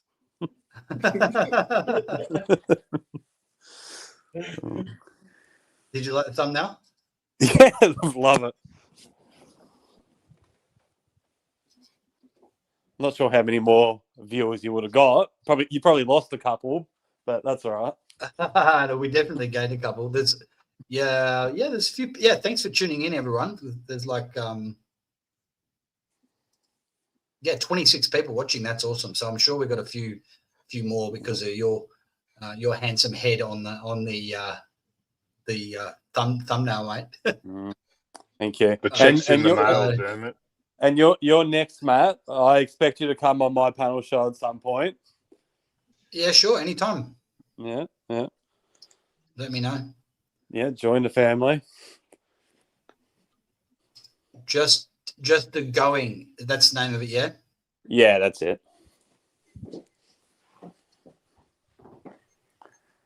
I'm going to just change the quality setting so it's had a few issues trying to play videos lately. Oh, there he is. Old Mick.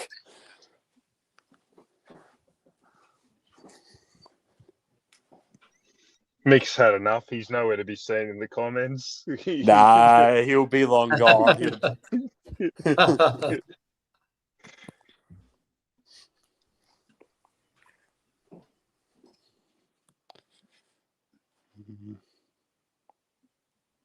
I'll just give a shout out to Janet. I see her in the comments there. Always tunes into my lives. So Oh yeah, she's Yeah. good. She's great. mm.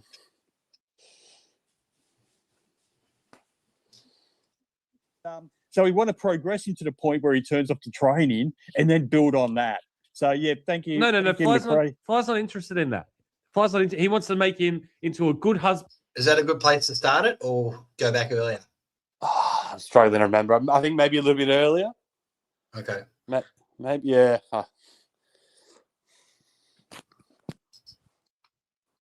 The Bobby Hill issue. Let's just touch on Bobby again because it's been more. I Apparently- was umming and ahhing whether I was going to. No, but no. I thought you wouldn't no, want me to. McRae has offered clarity, and it's really put my mind to rest. That good volume? Yeah, that's good. Apparently, he's a work in progress. Oh. Now, I would have thought that he would have progressed to the point where he can actually turn up to training, but he's not at that. He's not at that progression No, point I think he yet. turned out once last week. He did. He turned Yeah, out. so he's so we want to progress him to the point where he turns up to training and then build on that. So yeah, thank you, No. thank you, Fly's McRae. not interested in that. He wants to make him into a good husband and a good father. That's what he said. Good husband, good father. Fuck the. Okay. Michael, I think the good husband ship has sailed now. you got angry with me for bringing that up a couple of weeks ago. Oh God! But Anyway.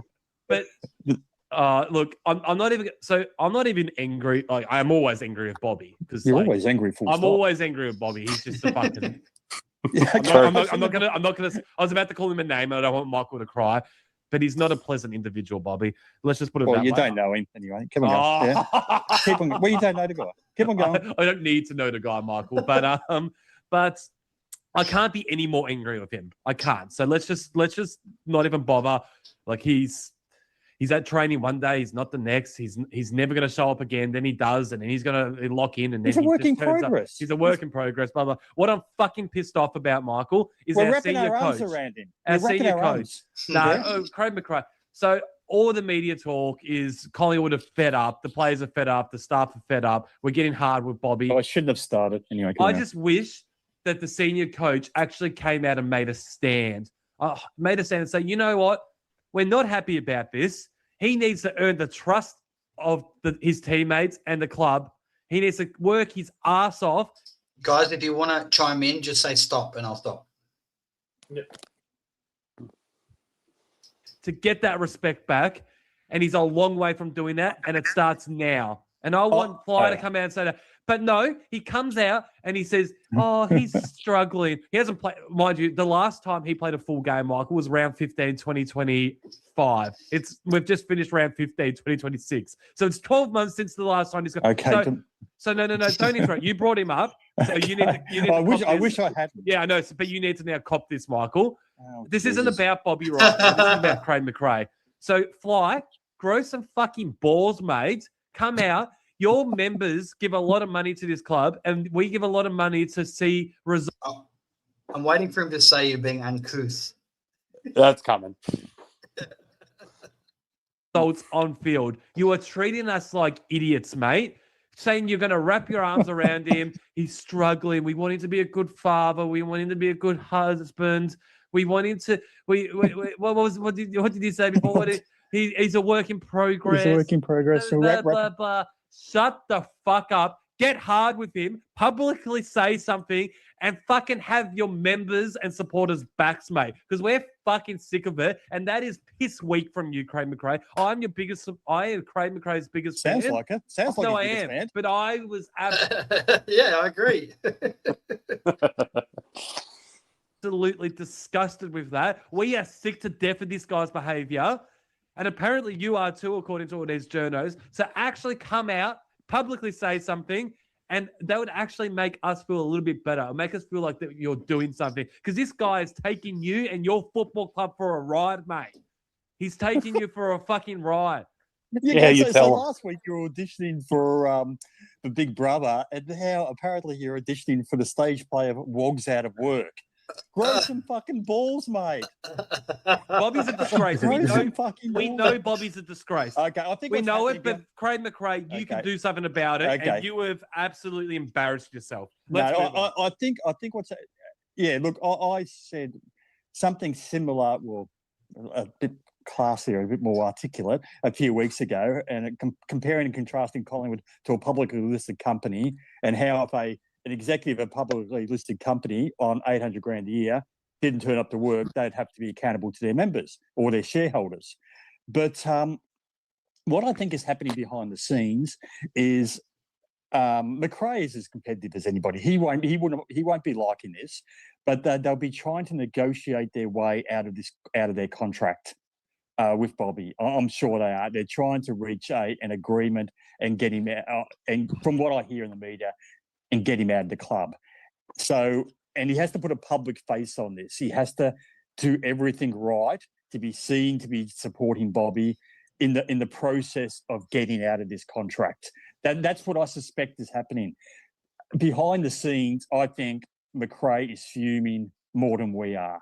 Because what I hear about McRae from guys like watching Jonathan Brown on Fox Footy on the gas, McRae is the most competitive person going around. He's not going to like what Bobby Hill's doing. But he's a public face. Yep, Sean. That's coming from Brown, a former teammate of McRae.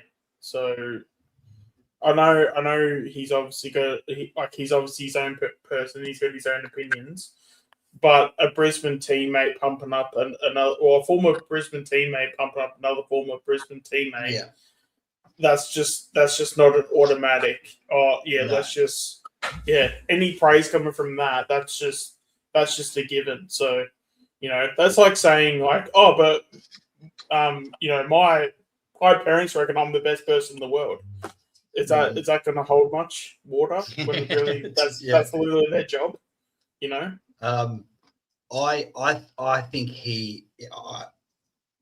I'm quite certain he doesn't tear strips off them, but I do agree with Michael that they've been told by the legal team that they have to play nice in the media, because if they go the hard line on him, now they don't go the hard line on anything, selection, all that. We're just talking about that.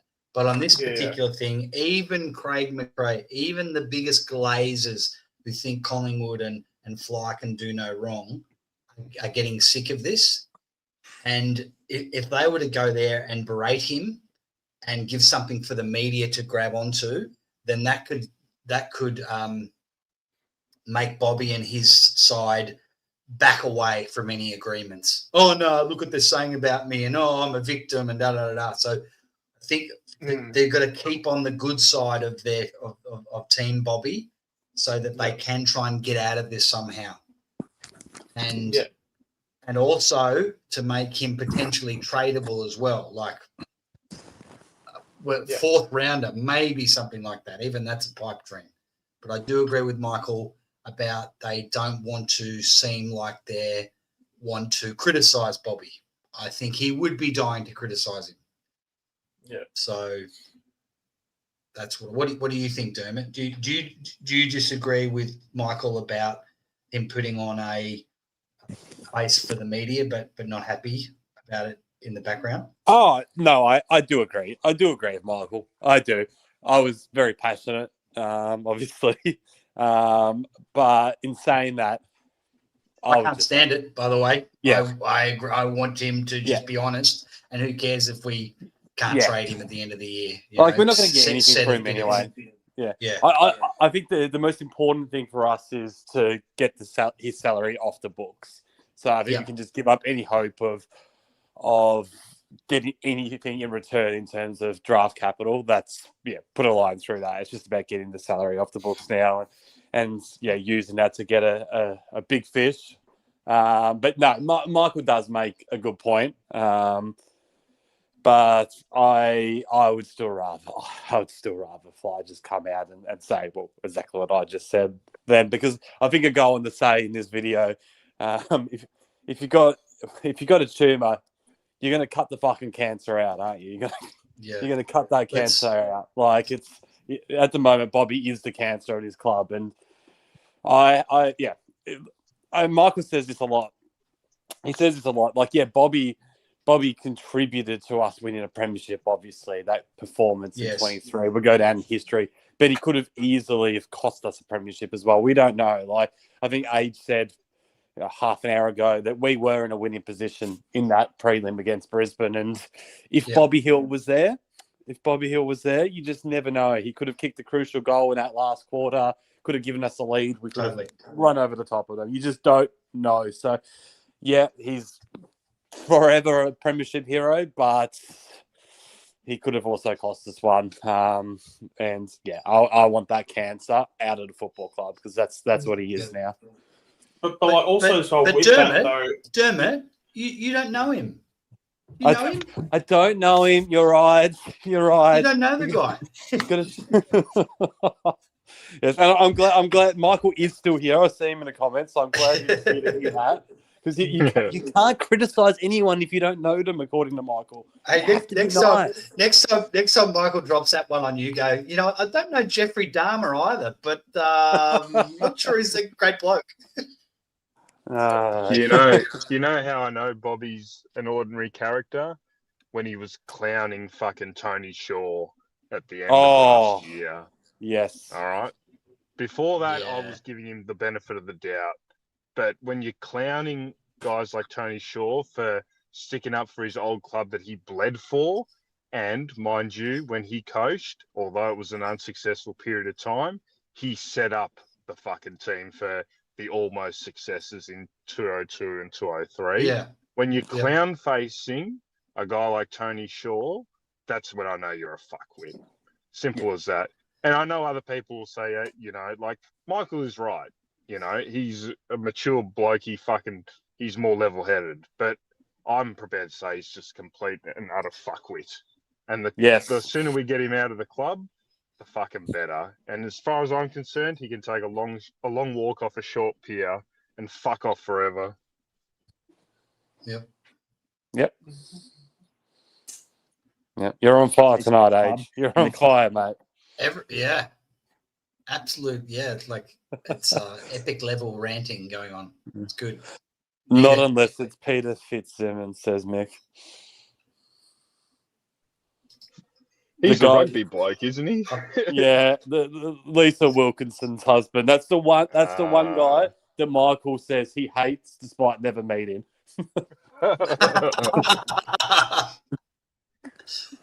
Isn't he a super woke Fairfax journalist, Peter Fitzsimmons? Yeah. Well, he must be bad.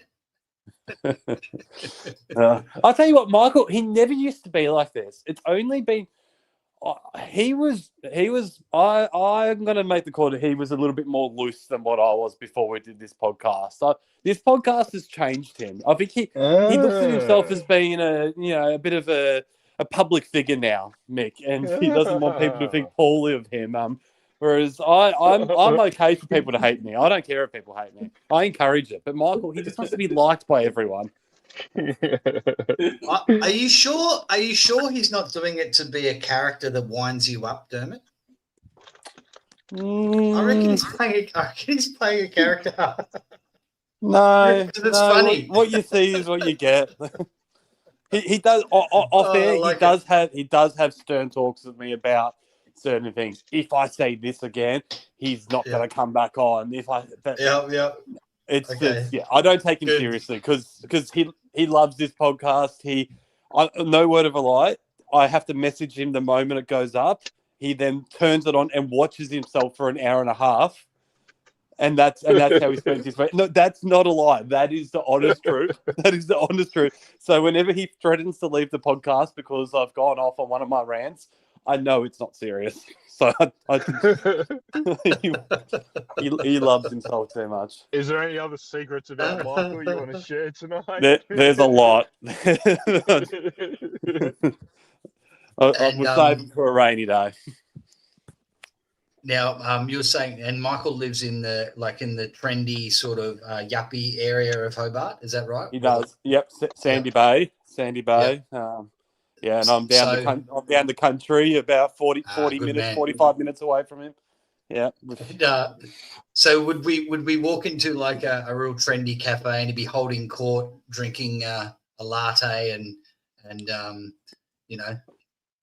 I would say so. I can't answer that. Reading the age. He doesn't like to be seen out in public with me. Oh, okay. Yeah, he doesn't really relate to the common man, so he's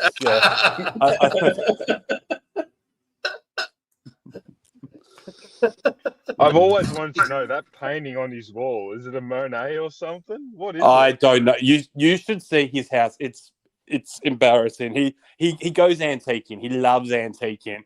He's got some of the most creepy paintings. And all year we've been meaning to get a bit of a backdrop for both of us, because I want one as well, but especially for him, so we don't have to look at that stuff. What's he got there at the moment?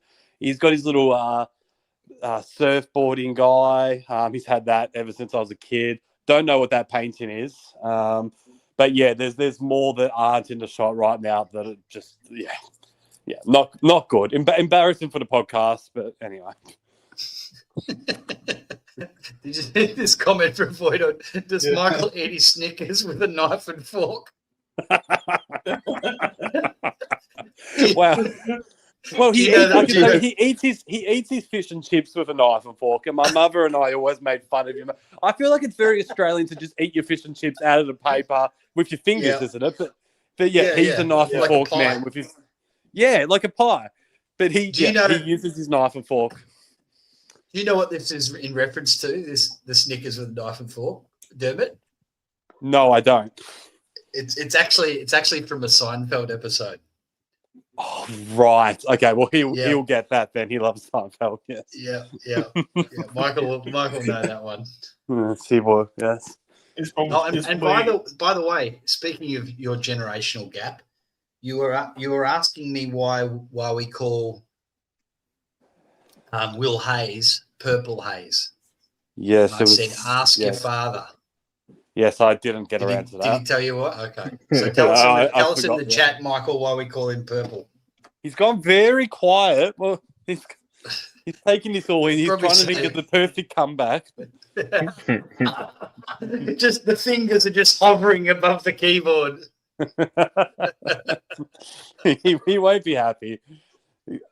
Love it. Michael can bloody join us next week if he wants. Yeah, get him on. He can join us anytime. Are we? Good luck trying to risque for him. Sorry. Are we a little bit too risque for him? Yes, I reckon he won't be able to get on. He won't be able to work it out. I do all that sort of thing for him. He couldn't even get on Zoom the other day, as you would have seen in the podcast. 36 minutes of just pain. So yeah, good luck trying to get him on. Now, Michael? Is this in reference to the artwork? It's a Mondi. I can't pronounce it. You're the Italian on the stream. Let me say it. Mondigliani.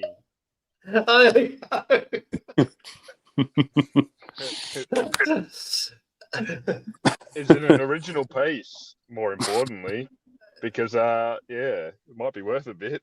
It sounds just that name just sounds very like, you know,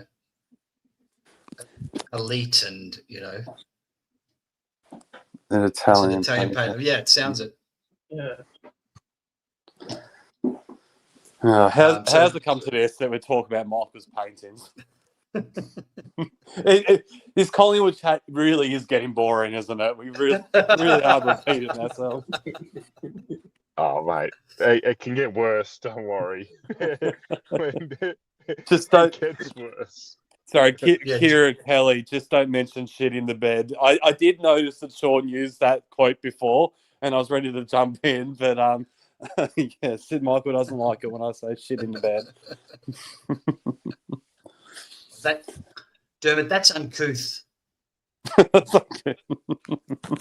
I didn't realize how often he said that until people have been pointing that out to me over the last year. I never noticed. He's good. He couldn't do the pod without him. Yeah. No. What made you decide? Did you just like have these conversations about Collingwood, and then one day you just thought, hey, this would make a good podcast? Kind of. So what you hear is what we've always been like. Just not with a microphone in front of us. And it was after we won in 23, it went to another level. Like that, every day we would be on the phone, or every time we would meet up, it's just constantly just talking about the grand final over and over again. And it was Christmas Day 2023, and we were still talking about it. And my mum was there, obviously, being Christmas, and it was her idea. She said, well, why don't you guys do a podcast? And I laughed. I said, who would listen to that? No one's going to listen to that. And I thought that was the end of it. And then it got to maybe the second week of January, and Michael called me and he said, I think we should do this podcast. It hadn't crossed my mind again. And I said, no. I said, I'm not interested. I don't think people are going to listen. But Michael, to his credit, he went out, he bought all the stuff that we need, the microphone, all that. And he said, let's just give it a go. Yeah, and went from there. Our first year was just on Spotify. I think it was the first half of 2024. We're only getting on Spotify maybe 10 to 15 listeners. It was quite grim.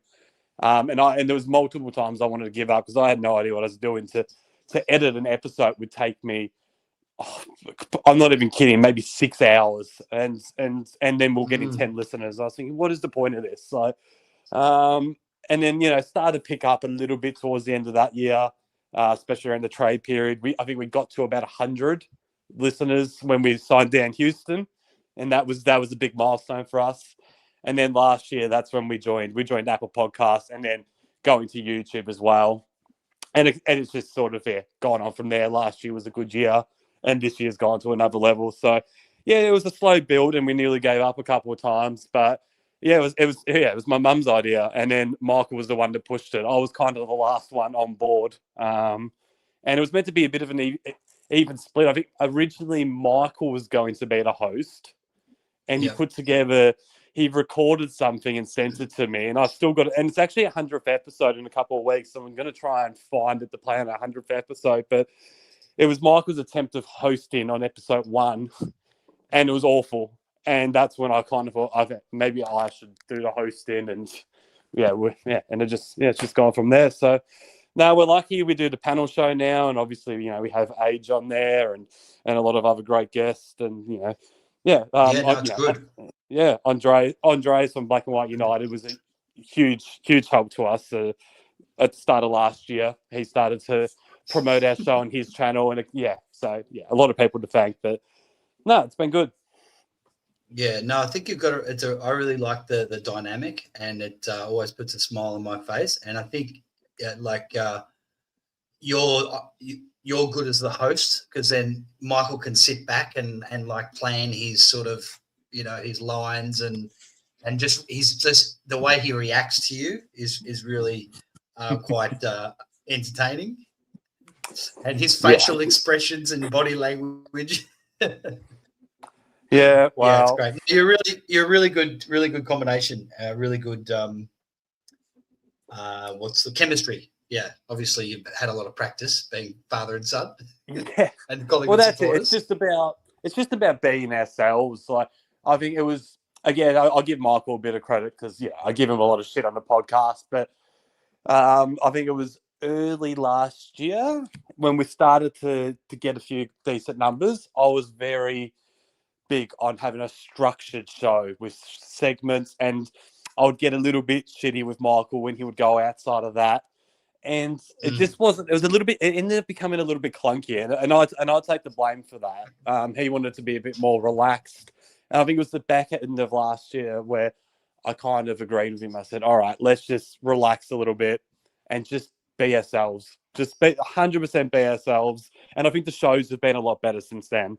Nothing's put on. It's just and it's easier and more fun to be a part of as well when you're feeling that kind of being relaxed and just having fun basically. And that's another reason why we dropped the segments. I think your favorite segment, Matt, Who Am I? We had to get rid of that one, and it was just it is a lot more fun since we got rid of that. The Julian Rowe medal, that became a bit of a drag, and so no, it's good. Yeah, no. All credit to you guys and credit to your mum, whose idea it was. You probably wouldn't have thought of it. No, had she never. not brought it up. Never. Like I wanted to a few years ago, about 5 years ago. I mentioned this all the time on podcasts. I love fantasy football.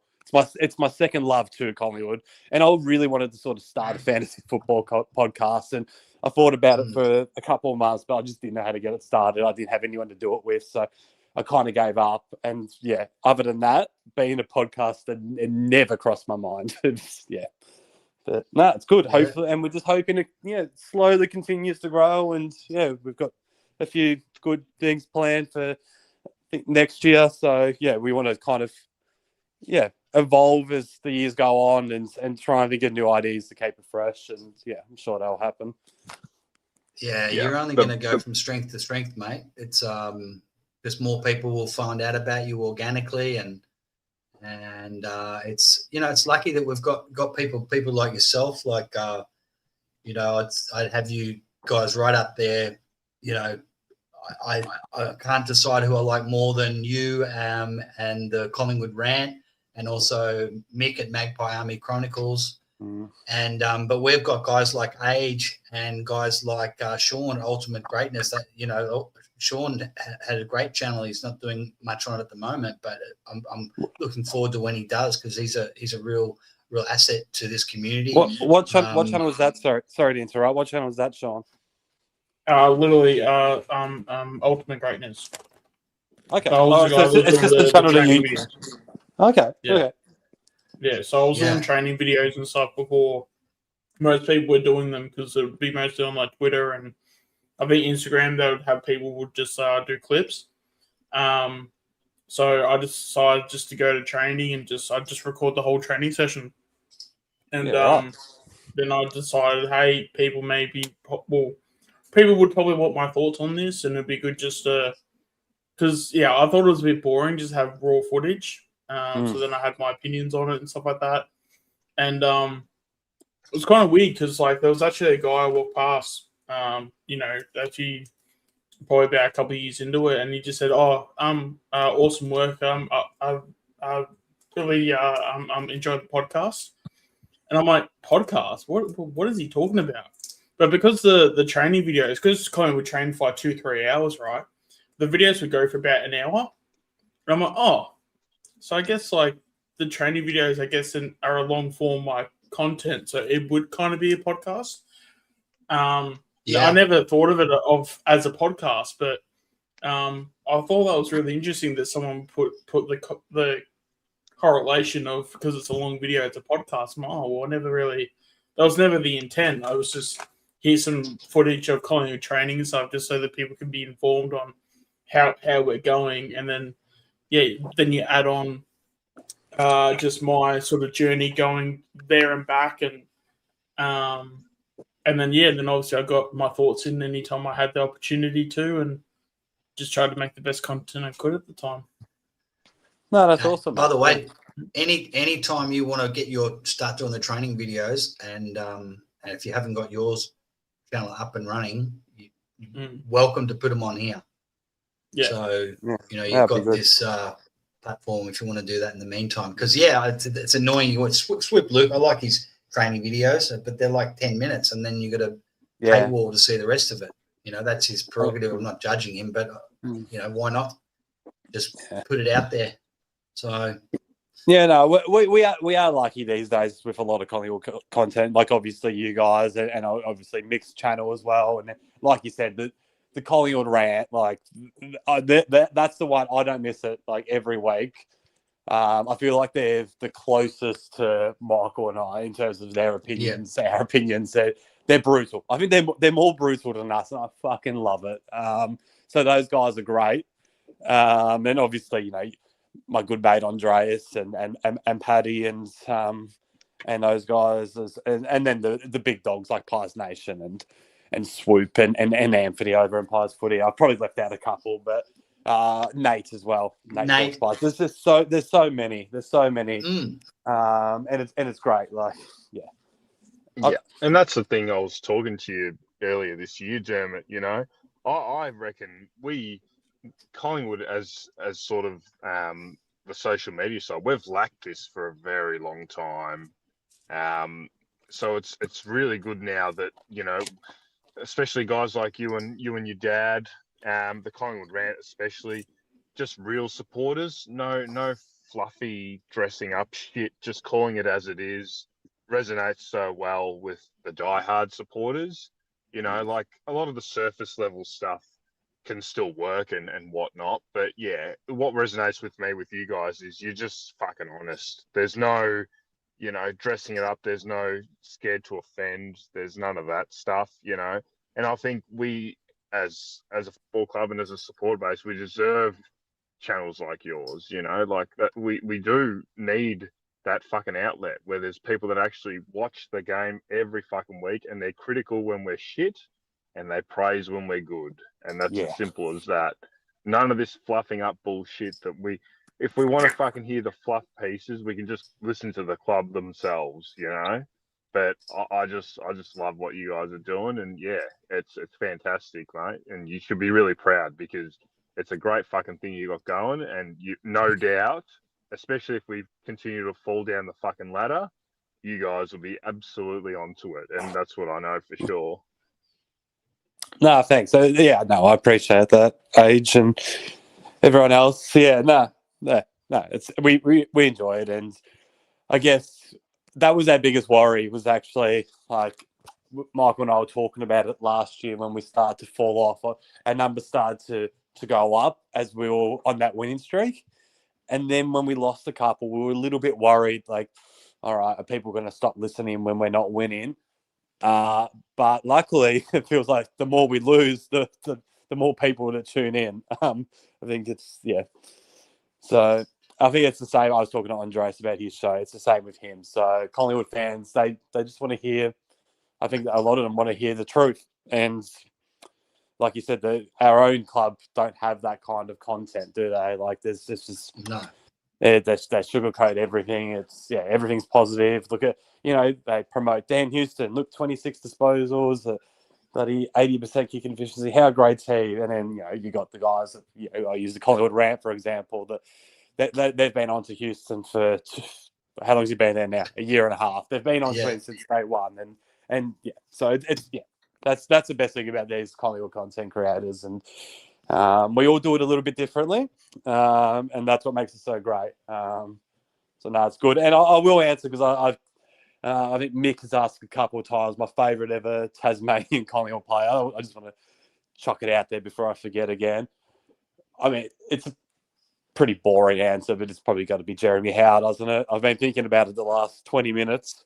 Brody Mychek, Brody Holland. Who else is there? Paul Williams. But mine's Righty. Righty. But unfortunately, I didn't get to see star. Righty. Didn't get to see Paul Williams as a Collingwood player. So Probably Jez. Has to be Jez. Obscure player. Do you guys remember Sam Isles? Yep. Yeah, he was Tassie boy. Went to the Suns after us. So yeah, we've had a few. There's some good Tasmanian players. There's some champions in there. Paul Williams, Yeah. obviously. I enjoyed his interview on Black and White United a Yeah, couple of we've weeks had back. it. Really good. Yeah, had to set that one up. Yeah. Yeah, very cool. Dougie Barwick, forgot about. Oh, Greening was Tasmanian. I knew Dougie Barwick was. James Manson. Oh, yeah. God, we had some John good ones, didn't Greening. we? Yep. Yeah. Some absolute stars.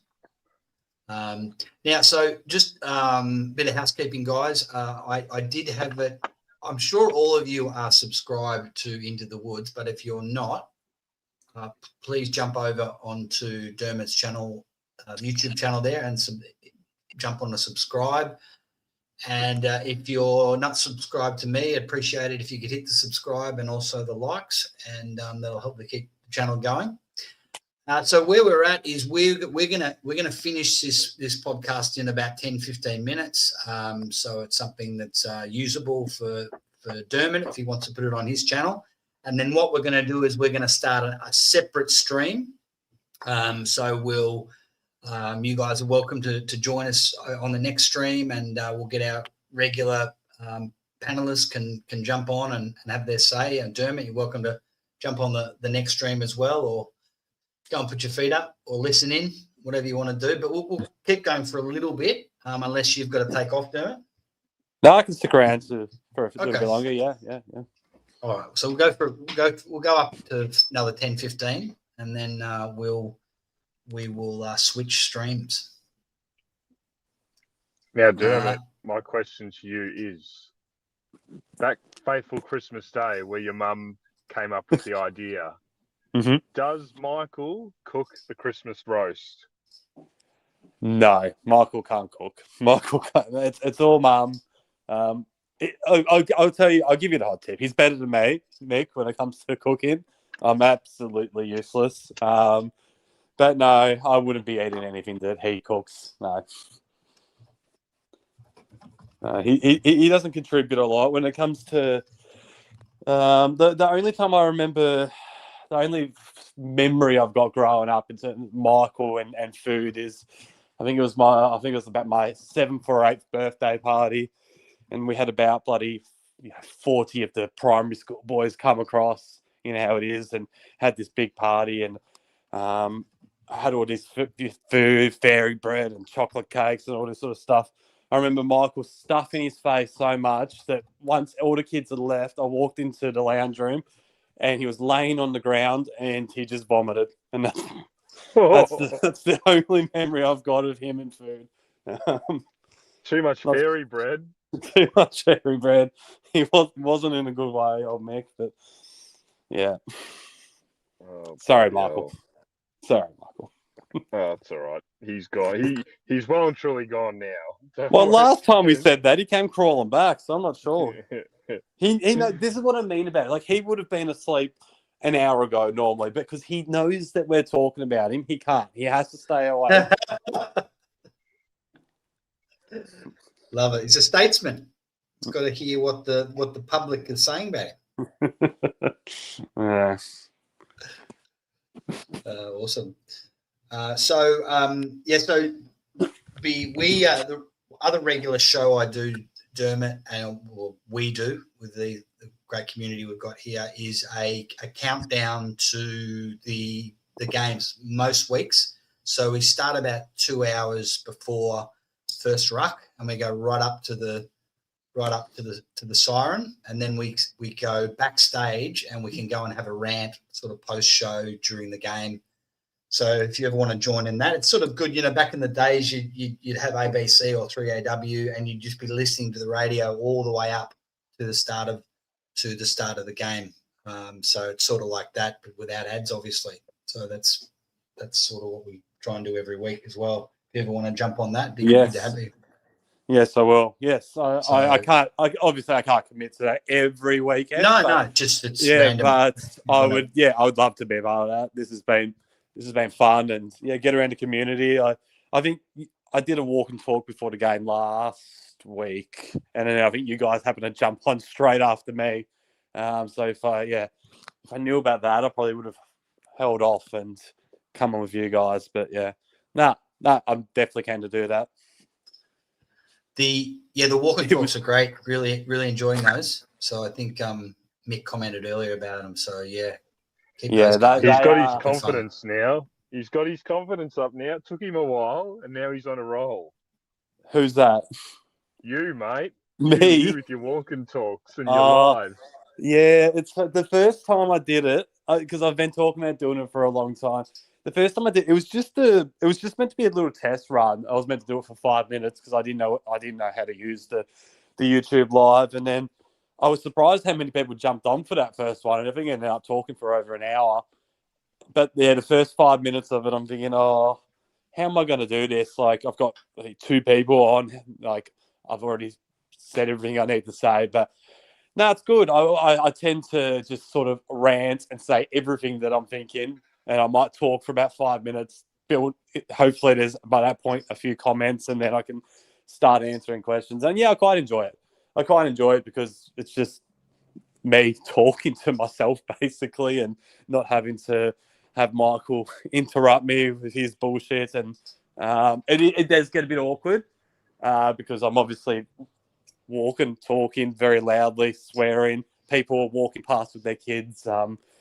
Where I live is a small country town. Like the other day, I'm not sure if you guys are watching, I walked past a guy that I used to work with, and I was a bit worried that he was going to stop and try and talk to me while I was live, but he didn't. He just kind of nodded. So, yeah, it can get a little bit awkward out there, but no, I enjoy it.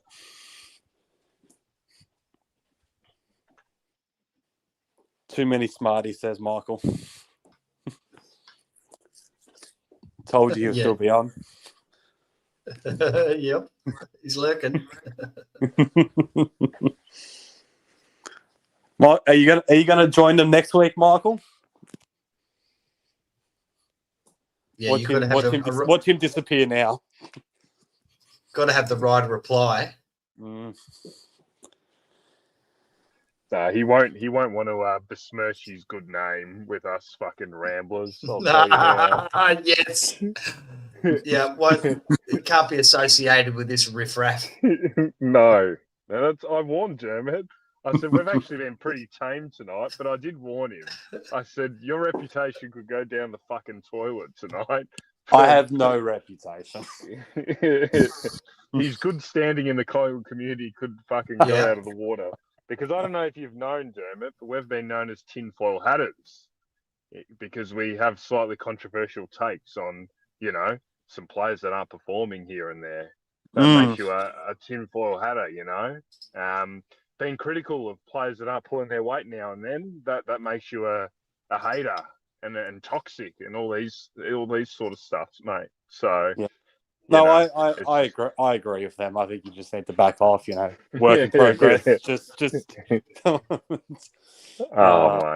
it's just look. That's the thing. At the end of the day, I always say, doesn't matter how you love to support the club, you can be the sort of fucking person where rainbows are shooting out of your ass all the time, and Collingwood are great and they're perfect and everything they do is the fucking best, or you can be on the other side, or you can be in the middle too, but you can be on the other side and you can actually call it as you see it, without fear or favour and stuff like that. And at the end of the day, everyone's got their own lane and what they want to talk about and whatnot. And that's why, like, Collingwood, we just lacked for so long. We just lacked, like, the fair income supporters, and that's why, like I said, I'll repeat myself, but I just love what you guys do because, like I said, the second your episode comes out, I'm onto it straight away, as well as the rant boys, because sometimes you just want to, I don't want to, directly after a game, you just get these puff pieces of, fucking, this guy had an awesome game, and I was there fucking live. He butchered the footy all fucking night,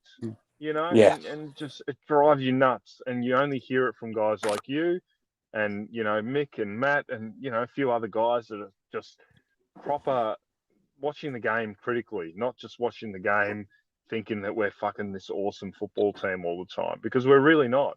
And like I said, we just need, I just love these people that are willing to put their neck out, and yeah, you're going to cop a bit of backlash and whatnot, and that's just how it is, mate. You just got to be honest, and that's why. It's just really good. It's really good that we've got all these options now, because yeah, it's just been so long, mate, and that's why I've found you guys by accident. I don't even know how I found your pod, but I reckon I was on Spotify one day and I just punched in Collingwood, and you guys come up, and that was it. So it's hard to get a foothold in it, but the fact that you've grown to the point you're at now. And obviously, I don't know your numbers intimately or anything, but I know you obviously reference that you're growing. But yeah, it's just testament to the fact that you're bloody honest, and that really resonates with a certain portion of the community, and that's it. We do get a lot of haters as well. I will say that. That was the hardest part was getting used to the negative comments. I remember the first negative comment I got, I was a little bit taken away. Like, this bloke just hated me. He just hated me. And I was like, geez, like, all right. But you get used to it. And, for every one person that said something negative, we get another 10 positive comments from the legends out there. And they're entitled to their opinion as well. Like, if they don't like me, they don't like Michael. And I will add, there's a lot more people that criticise Michael than me, so that's good. But but that's absolutely fine. And neither of us really care. Like, you can dislike us, you can dislike our opinions. That's fine. You're entitled to that. But it's just, we just like to talk Collingwood and just give our honest opinion, and yeah, you guys can make up your mind. So no, it's good. But I just want to ask you guys when did you guys start doing your lives? Were you around in 2023? Nah. Matt's only started recently. When did you start, Matt? A couple months now, and Mick started middle of last year. So, but okay. So Mick, so I was more thinking Mick's channel, because Matt, were you a part of Mick's channel before you started this one? Oh, he's gone AWOL. Yeah, he was. Yeah, okay. Yeah, he used to go. I just would have liked to have heard them in 23 to see if they were still as negative as they are now. Like, 'cause it would have been interesting. Well, it's funny because when Mick at the Magpie Army Chronicles, when he started his streams, that's when our season fell to shit. So we've got Mick to blame, actually, for the fact that the club's fallen to absolute biscuits and pieces and that. So yeah, but that's the thing. That's when you want to hear the true supporters the most. It's all well and good when we're winning, but sometimes, like I say, winning masks a few problems, and it's just the way it is, unfortunately. But yeah, they're both new to the scene, mate, and yeah, both doing good things, really. Yeah, love their work. Yeah. And just like that, Matt's fucked himself off. I think he's had enough. Well, I don't know how this works. So, are we still live on YouTube at the moment, or are we just talking amongst? Yeah, we're live. Oh, Matt's we are live. Yeah, no, I just had to refresh and, it's hard to believe, leave and come back. It's hard to believe that this is live, isn't it? Well, Matt mentioned some highbrow. Matt, I have absolutely no idea how to add this to my YouTube channel, by the way, because you've mentioned that a couple of times. So I'm not saying I'm not going to, but don't. I'll find out how to do it, and if it's basic, I'll just get Age to send you a message or whatever. Yeah. I don't think it's that hard. If you just want to, basically, it's a copy paste sort of situation. If you don't want to edit it, don't mind about editing. Yeah, I'll look into it between now and tomorrow. Yeah, okay. Yeah, I think that's let's call this stream. Let's call stumps on this one, and thanks so much. Thanks so much for joining us, Dermot. It just, those 2 hours absolutely flew. So hopefully we can do it again sometime, and I'd love to come over and join your panel sometime in the future. So I'll take you up on that. Yeah, perfect. No, I appreciate you having me on, and I'll be tuning in to the start of the next one. I think I'm gonna have a bit of a break though. Sorry. Yeah, no worries. I'll be in the comments for maybe the first half hour or so, then I'll head off to bed. But no, I appreciate you having me on, and enjoy talking to you, Sean and Ange and everyone. Yeah, got my gag in finally. Oh man, we'll have to converse before the next one. Just make sure I'm not pitching any of your bits. I need to come in with a bang. That's one thing. You need to come in with a bang, and that's what I settled on. And then couldn't believe it. That's all right. That's all right. That's showbiz. That's showbiz. Sorry. Is Sean still there? I haven't heard his voice. Sean's still there. No. Good chatting with you, mate. Good chatting with you. Yeah, absolutely. No, the same to you as well. Yeah. All right, boys. All right, guys. Thanks for everyone. Thanks for especially Dermott and also Age and Shawnee Ultimate Greatness who have joined in. Amazing contribution. Thanks as always, guys. Now, we will be doing an after show stream. So I've put the link in the chat. That is actually, that'll start in the next few minutes. And thanks everyone again.